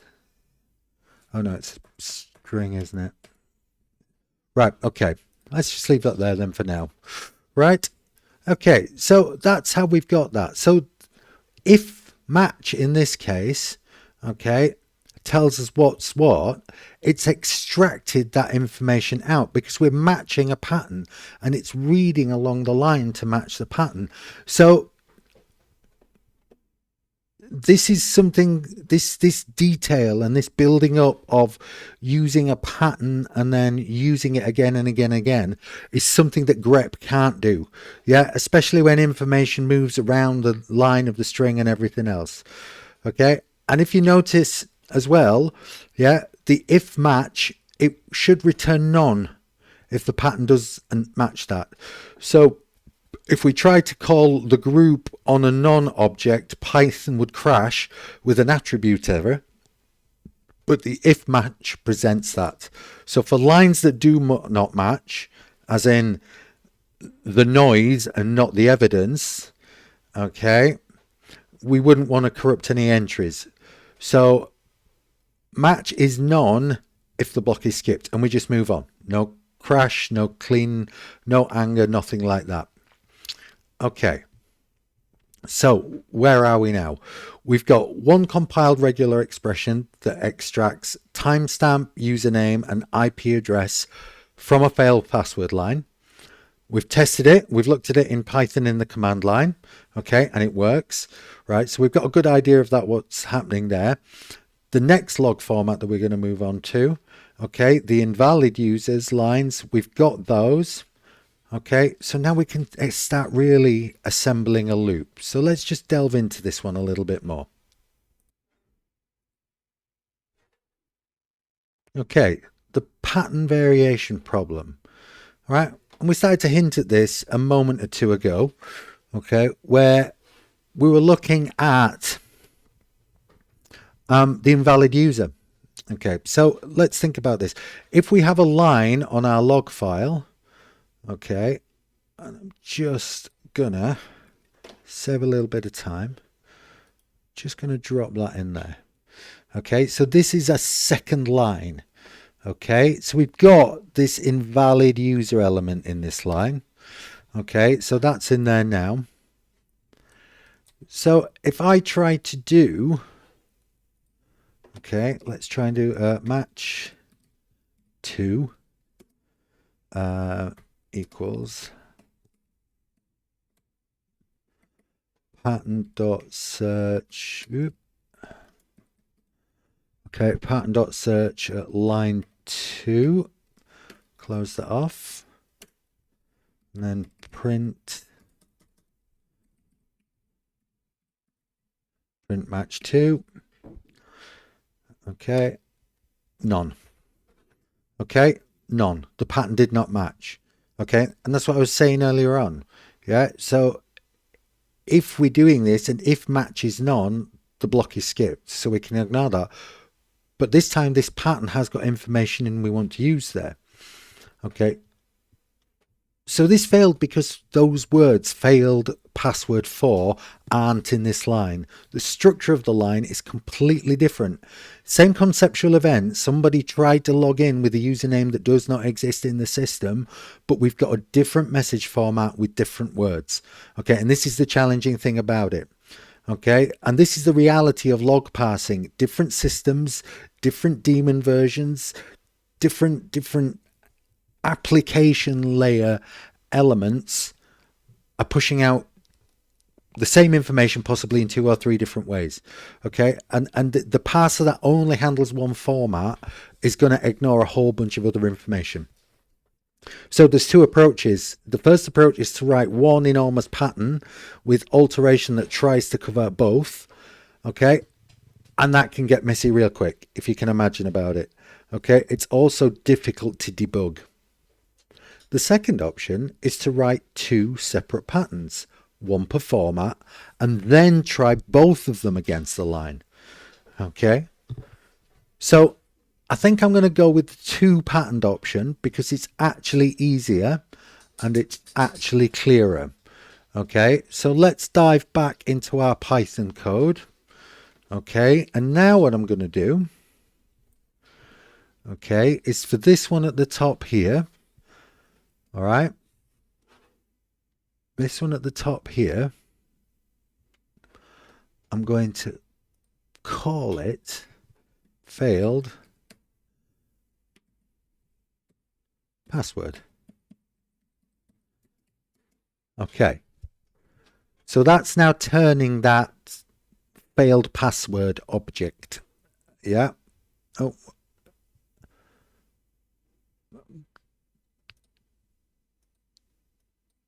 Okay. Yeah, I don't need the pattern there, do I? Let's get rid of that. Okay, that should be a little bit better. Okay, good. Right. And I'm going to do the same. Okay, I'm going to do the same. Let's just move that out of the way. All right, and I'm going to do the same for the invalid user one. Okay, and save a little bit of time. Let me just drop that one in there. Okay, tidy it up. Remember, although there's white space in there, so it shouldn't necessarily matter for it. Let's just keep it neat because it's easier to read. Okay, and we can see there in the comments, okay, that we've got a different element. Yeah, so we've still got the timestamp group, so that's our ISO timestamp. Yeah, we're going to skip to the right keyword. Yeah, and then we've got optional prefix phase. Then we've got invalid user. Okay, so that takes in an uppercase invalid or a lowercase with that block there. Yeah, so those square brackets, they create a mini character class, if you like. Yeah, so uppercase I, lowercase I. Yeah, it'll handle both in this element. Okay. This is, I think you call this defensive coding in a way, because you're building up code which is robust enough to handle characters being put in a log that you're not expecting. Yeah. It just prevents some of those things failing silently. Okay. Right. So those are our two elements. Okay. Just have a think about, let me just move that down a little bit. Okay. And just for a couple of seconds, have a think about where these are now in the context of the file. Okay, they're inside the for loop. Okay, so what would happen is every time the for loop runs, these variables would be created again. Okay, so I'm going to move them. Okay, I only typed them there for the sake of ease. Okay, but I'm going to move them to the top of the file. Okay, so these are quite important really, because when we put them in, hang on one sec, let's get those in before I carry on talking. Okay, and you need a line there. I think, is that moaning because we're still indented too far? I suspect so, yeah.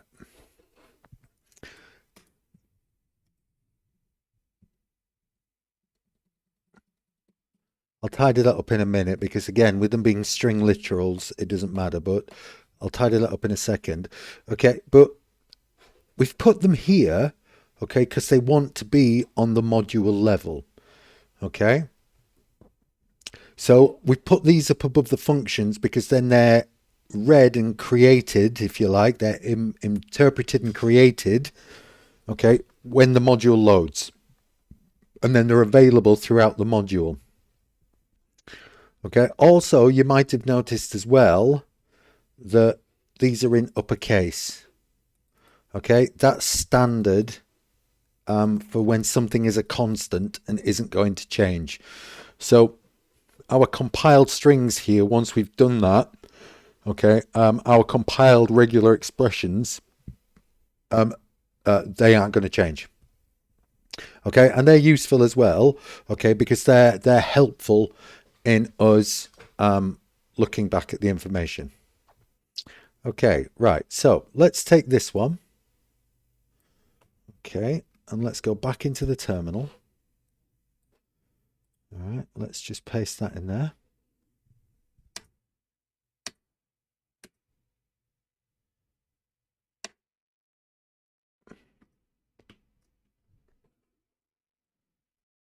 Might have to close the bracket. Right, okay, so now we've got invalid user in here with this one. Okay. And I'm going to bring the other one in as well as failed password. So we've got them both. Let's make sure I get the bracket this time, shall we? Okay, just paste that in there. Okay, that should be in there. So now, okay, let's have a look at this. So,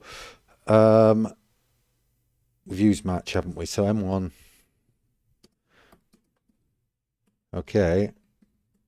Failed password. There it is. It's in there. Okay, and then we can do dot search again. Line. Okay. Right. So we can test some logic here now as well. So if M1, all right, remember it's an if statement, so it ends with the blocks. Okay, and then we can pop a quick print statement in there. Okay, which allows us, okay, to read that regex through.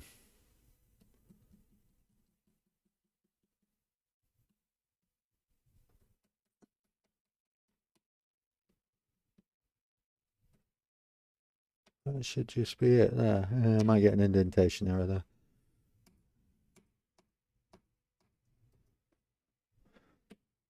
There we are, that should do it still. Okay, so if pattern 1's there, right, and then we can use pattern 2 to pull that one in. Okay, again, don't miss the bracket off the end, Bren. Right, so pattern 1, admin. Okay, so we've seen that one there. Let's look at it again from the other side. M2. Invalid user dot search. Okay, line 2. Okay, so that's the second line we brought in there. So if M2, okay, and this time we're going to use a similar thing. Okay, let's just paste that in there. Look, same kind of output. Okay, pattern 2. So we've got progress in there. Okay. Right, so let's just run a quick test on this lot. Okay, so we're going to create a third match. M3 equals failed password dot search line 2 this time. Okay, so we're using our original pattern on line 2. Okay, and then in this case, if I print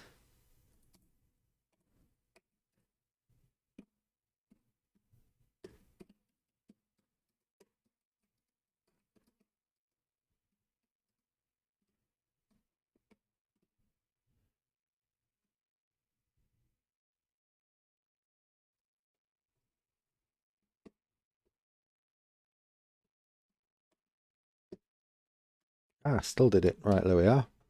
Okay, none, not found. Okay, so that's the exact element that we've got there. All right, okay. Right, let's move on and look a little bit at de-duplication. Okay, and we're going to couple up with a pair of Python data types, data structures, sets, and tuples. So it's a nice refresher there, but it's also very useful in this context. Okay, so back into the code we go. Right, okay, so here we are then. Right, so before we dive back down here, okay, and I finish off the full for loop, okay, I think we need to look at how we handle duplicates. Log files do contain duplicates. The same event gets logged by multiple subsystems, the same IP address, in the same account, at the same timestamp, appearing multiple times because of how log rotation works. We only want to make sure that we capture each unique event. So we've got a data structure in Python a set. Okay, so a set is a collection that only contains unique things. So if you try to add something to it that is already there, the set silently ignores it. No error, no duplicate. Okay, so it handles that for us. Okay, so quick demo in here. Okay. Right, so let's create a set, scene set. This is how we create an empty set. There are multiple ways to do it. Okay. Note the brackets at the end of it. Okay, so scene, we can add in an apple. Dot add.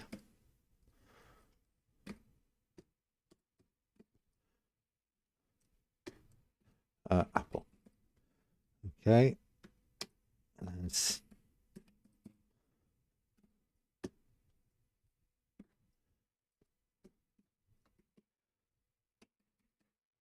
banana. Okay, and then scene dot, perhaps we can just up our here, can't we? Scene dot add apple. Okay, everything's gone fine. Now if I print, just print out the set.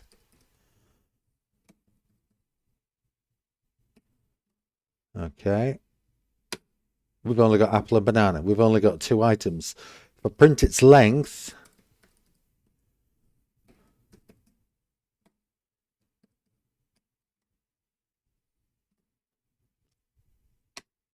two.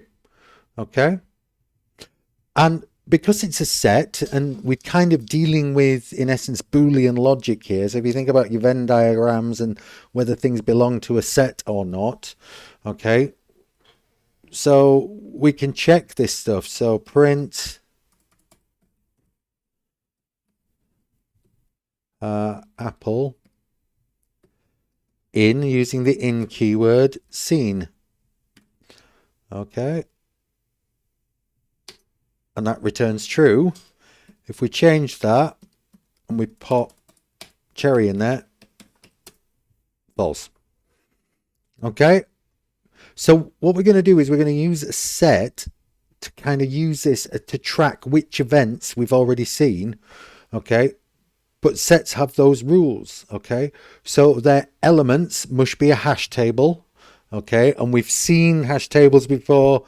If you've used anything from PowerShell, okay, so they're immutable, okay, and constantly comparable, okay, so they don't really change much.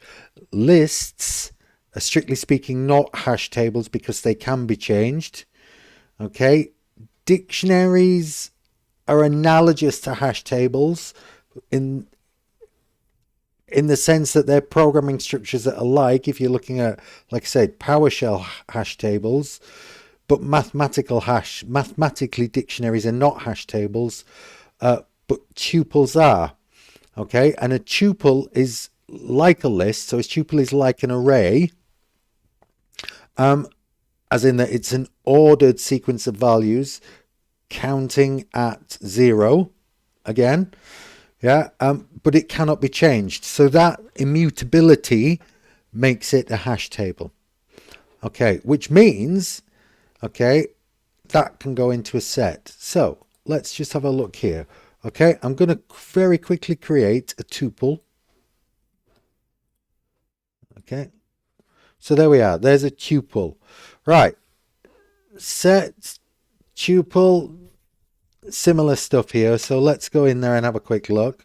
Okay, now we've created that, we can access elements of it, okay, using array type notation, which you might be familiar with. Okay, and that's printed as out the date. Okay, now the thing is, tuples can be added to sets, but lists can't. Okay, so if we've got our scene set, okay, we can do scene, okay, dot add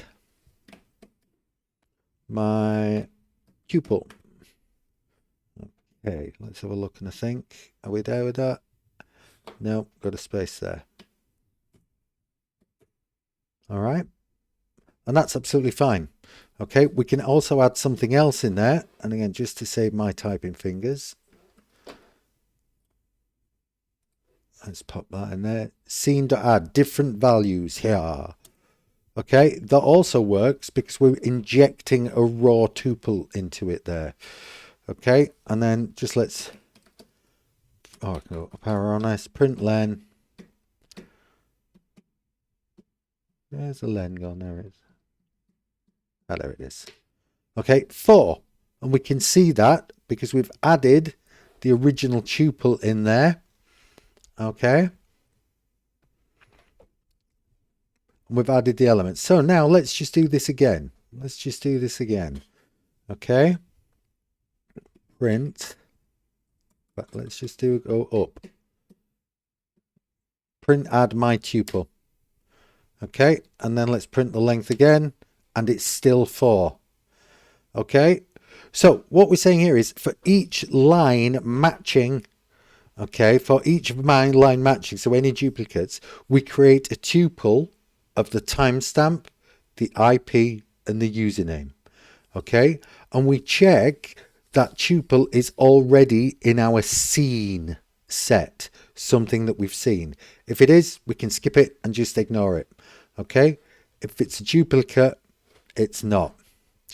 Right. Okay. I think that's all of the elements we need now.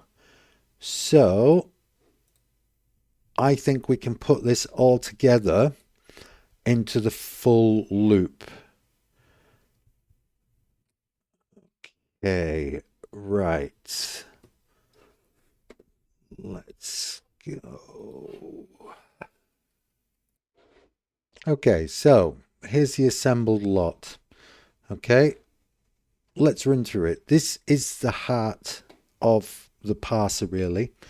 Okay, so if a line comes in from the file, okay, so we've opened it for line in F.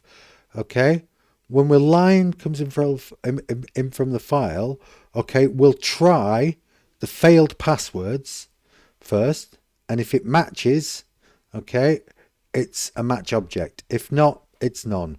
Okay, so if M is a match object, yeah, we can then extract those 3 groups, okay, and build the tuple. Okay, so if we have a match, that's what we're building here. Okay, so the record key. So we're building that up as a tuple. Timestamp, IP, username. Okay. If for whatever happens there, the same logic is also applied. So this next inner loop that we've got, in essence, okay, applies that to the invalid user as well. But the key way we're handling this one is, if you notice, we're inside this nested loop. Okay, so for every line, yeah, it's going to check this pattern first, loop, and then this pattern. Okay, and then so if we've got it in either way around, okay, then we have that in there. Okay, so the corrupted line, okay, the one with the missing brackets and no information in there that we're filtering from, this is handled within this construct, okay, because if we end up in a situation where we end up with that line, M is none. Okay, so both if M checks fail, the line is skipped. Okay, which allows us to handle those garbage lines that have come out from bad elements. Okay, and this is what we're saying about the error as information principle. Okay, the corrupted line is not something that breaks the parser. It is information. That's noise in the data, and we have to handle that gracefully so it allows us to continue.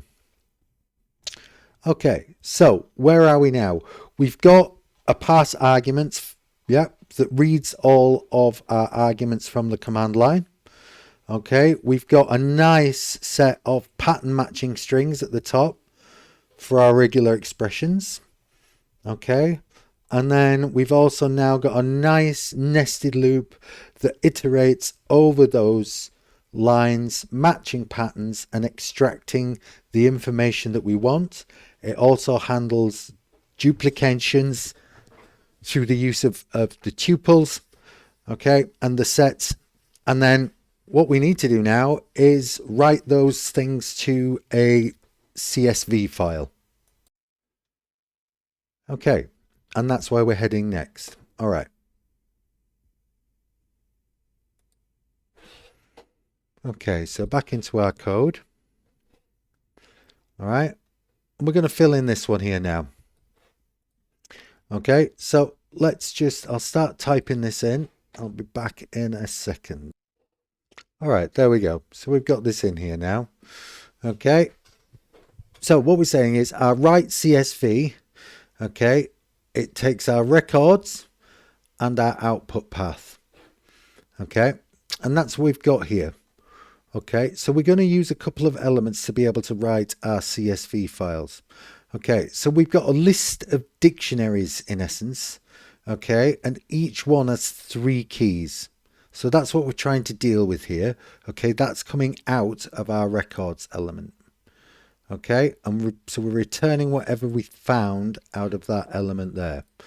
Okay, so this just takes in our records from that and it puts it to an output path. Okay, so we can pass anything in there we want.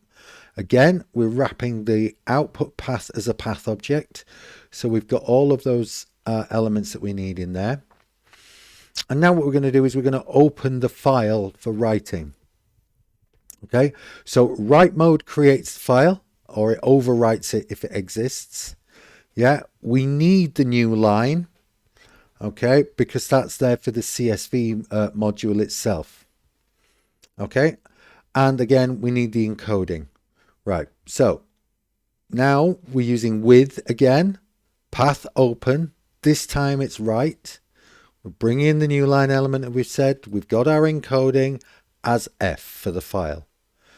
Okay, so in this context, csv.DictWriter is the method that we're going to be wanting to use here. Okay, so we can utilize that to give us the column names in the field names. So, okay, so in this case, we give it the dictionaries and then it writes them down as rows, matching the keys to the column. Okay, and the order of the keys in the dictionary does not matter. Okay, so that's the usefulness of it in that way. All right, again, if you need to look up dictionaries and stuff, go have a look out there at Real Python. There's plenty of stuff there on dictionaries. Okay, that new line element. Okay, we talked about that a second ago. The CSV module itself writes its own \n, its own new line at the end of each row. If the file object also adds one, which Python does by default, you're going to end up with double new lines, which would appear as blank empty rows in the CSV. So that new line disables it.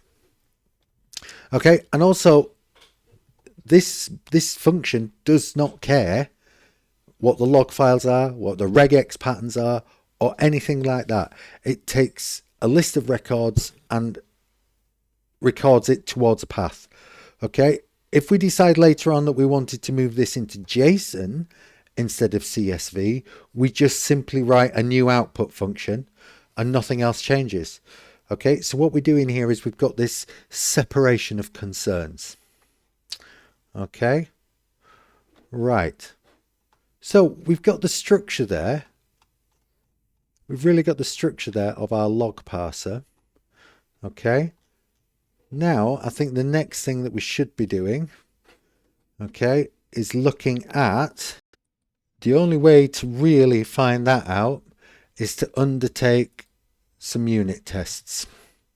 Okay, let's dive in then and have a look at this. Okay, so let's just expand that out.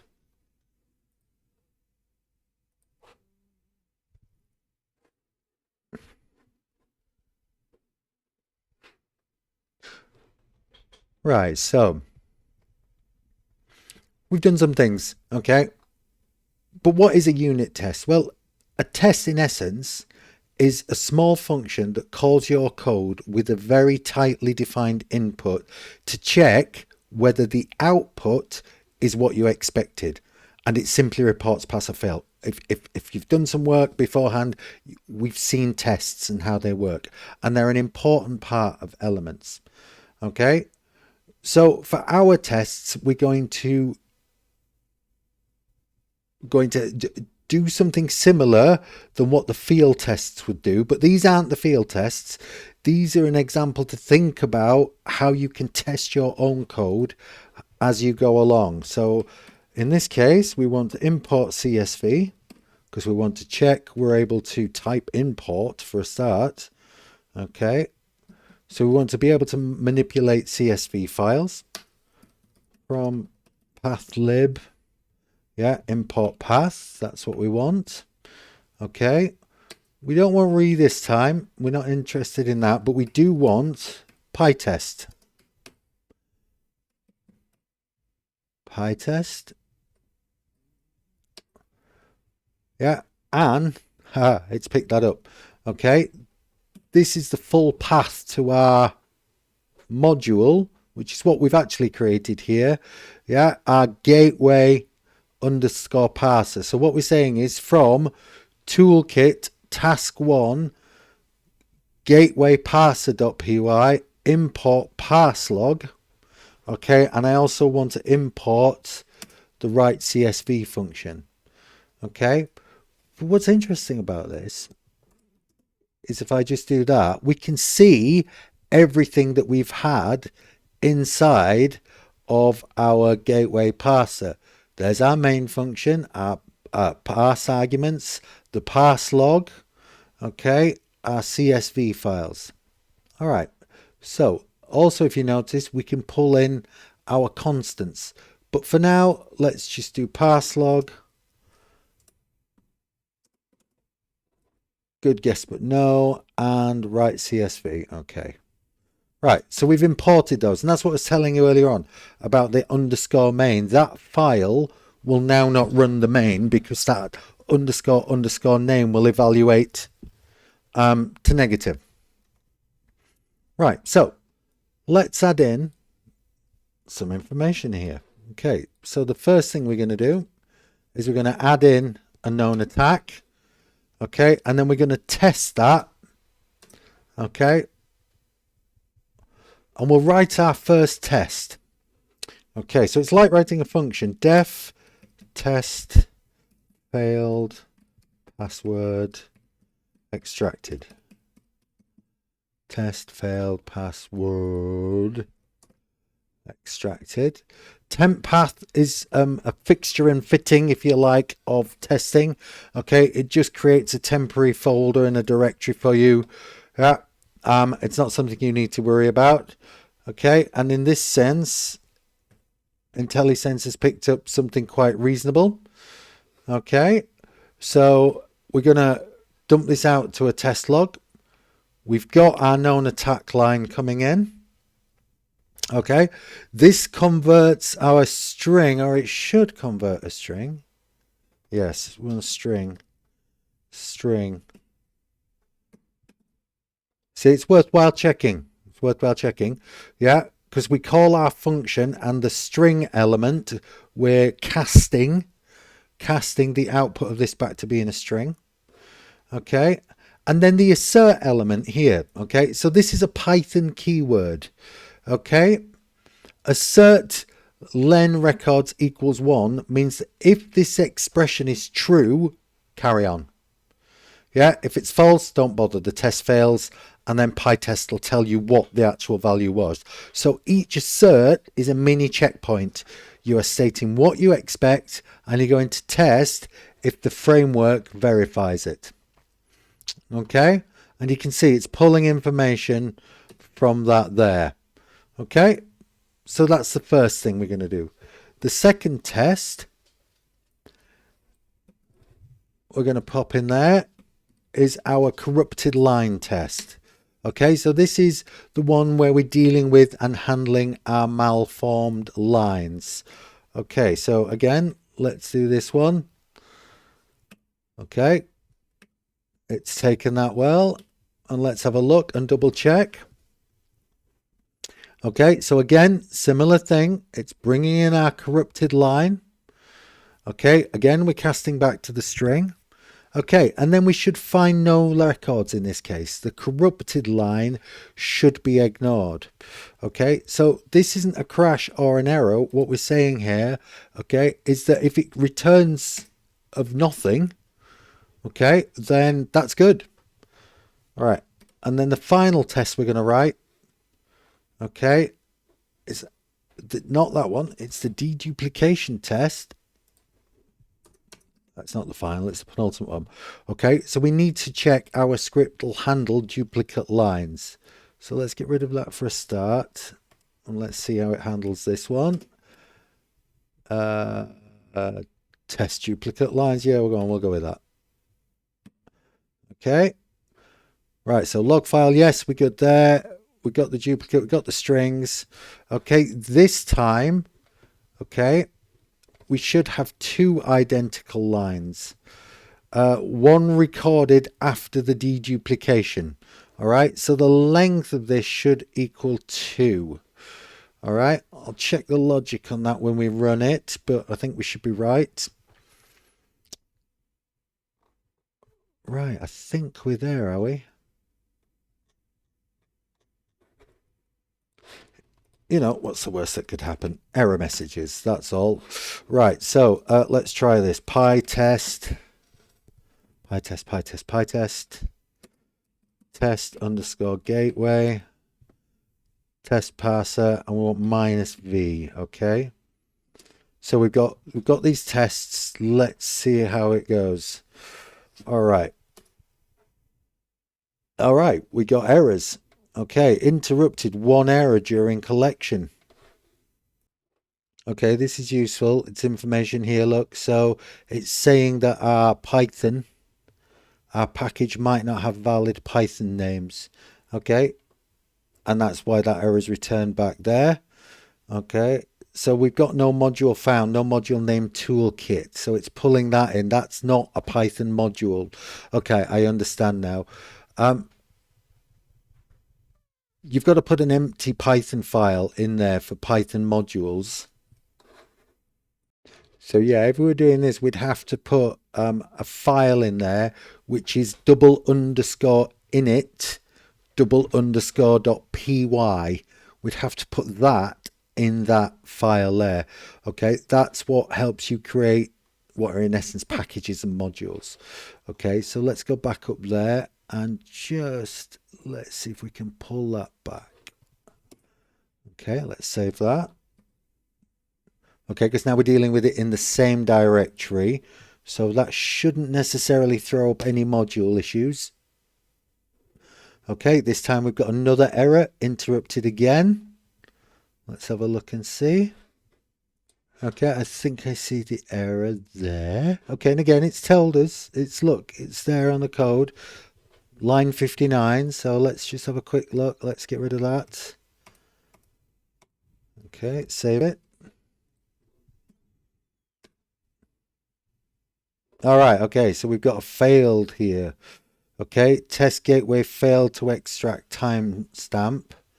Okay, so we've got some information coming back. We can see there we built up our list of dictionaries.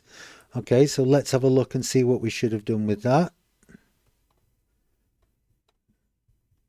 Okay, so password extracted failed. Okay, let's have a look and dive into this.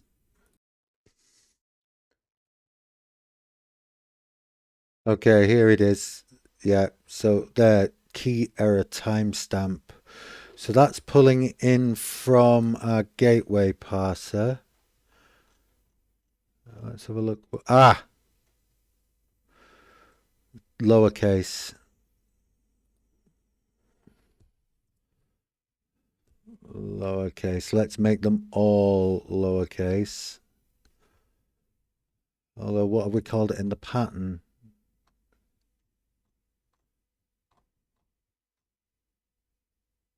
Timestamp lower.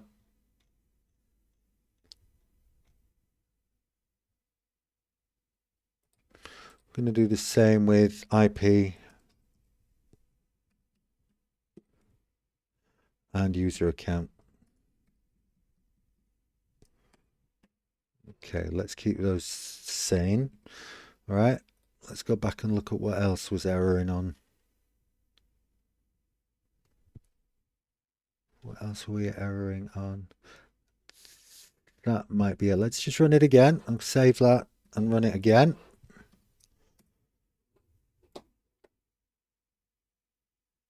Okay. I said it might be that logic, the 2 there at the end of that one. It's 1 because we're deduplicating. Okay, let's try that. Okay, I'm still getting a failed test password. Where are we erroring on? So test failed password failed. Again, down here, look, failed, test gateway parser, action, assert. So it's telling us what we should expect. Okay, I'm recording that here, but I don't think we handled the plus. Again, let's check our parser and let's just go check on what we pulled back out of here. Yeah, so it was there, look, we got the T for the timestamp, but we've not got any plus. So again, this is stuff that IntelliSense has added in. It's still trying to add it back in. Okay, so let's just tidy that up, save it. Okay, and let's run that again. Okay, so we've got a key error username coming through. I'm sure I changed that.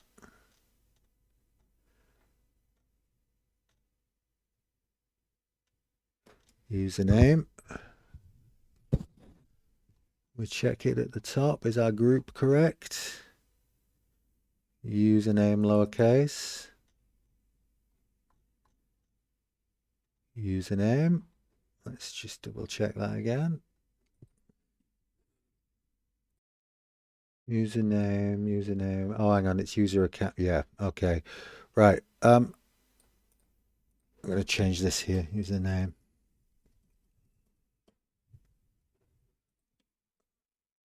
Okay, I don't really want to change my tests because I think my tests are sound. Okay. Okay, so I've got another one here. Yeah, IP. Yeah, okay, so it's IP address. This time I am going to change this one because this makes more sense. IP address. We know what we're dealing with there. Because IP, especially when you look at something else, could be a protocol. Okay, so let's save that into there. Okay, again, run it once more. Yes, we're green across the board. Right, so that's our tests passed. Okay, and that's an important part of it. Okay, so when you're starting to build stuff for your assessment, yeah, an assessment your parser, yeah. Now remember, we're going to be looking at different log formulas and different regex stuff to what we've done here. Okay, so you could do with writing your own tests alongside it. You don't need 20 or so. Yeah, just 3 to 5 covering the core behaviors of your files that you want to do. The field tests in the repository, they're going to be the real ones that you're really going to need to work at. Okay. So what does this mean for your assignment? Well, quite a lot actually, because today we managed to build, okay, an ISO, a parser that deals with the ISO 8601 timestamps. Okay, where you're at so far, your other logs don't actually deliver that one out. Okay, now I'm not here to try and tell you what format or anything like that. Okay, everything I've showed you is transferable into there. This isn't a solution for the assignment. Okay, the specific regexes we've used today don't transfer over, and that's the point. I want you to think about this, build it up like I did using the Python command line. Okay, so you can debug, repeat, and work through the regexes yourself on that one. Okay, and likewise, yeah, if we look at a target log you know, from earlier. Yeah, take that one line and print it and share it, stare at it and see if you can work through that. Okay, so the parser that you built this week, it's not just a graded submission. Okay, you will use it in week 5. You will run it against the target that you're running it against. Okay, I think we're probably done.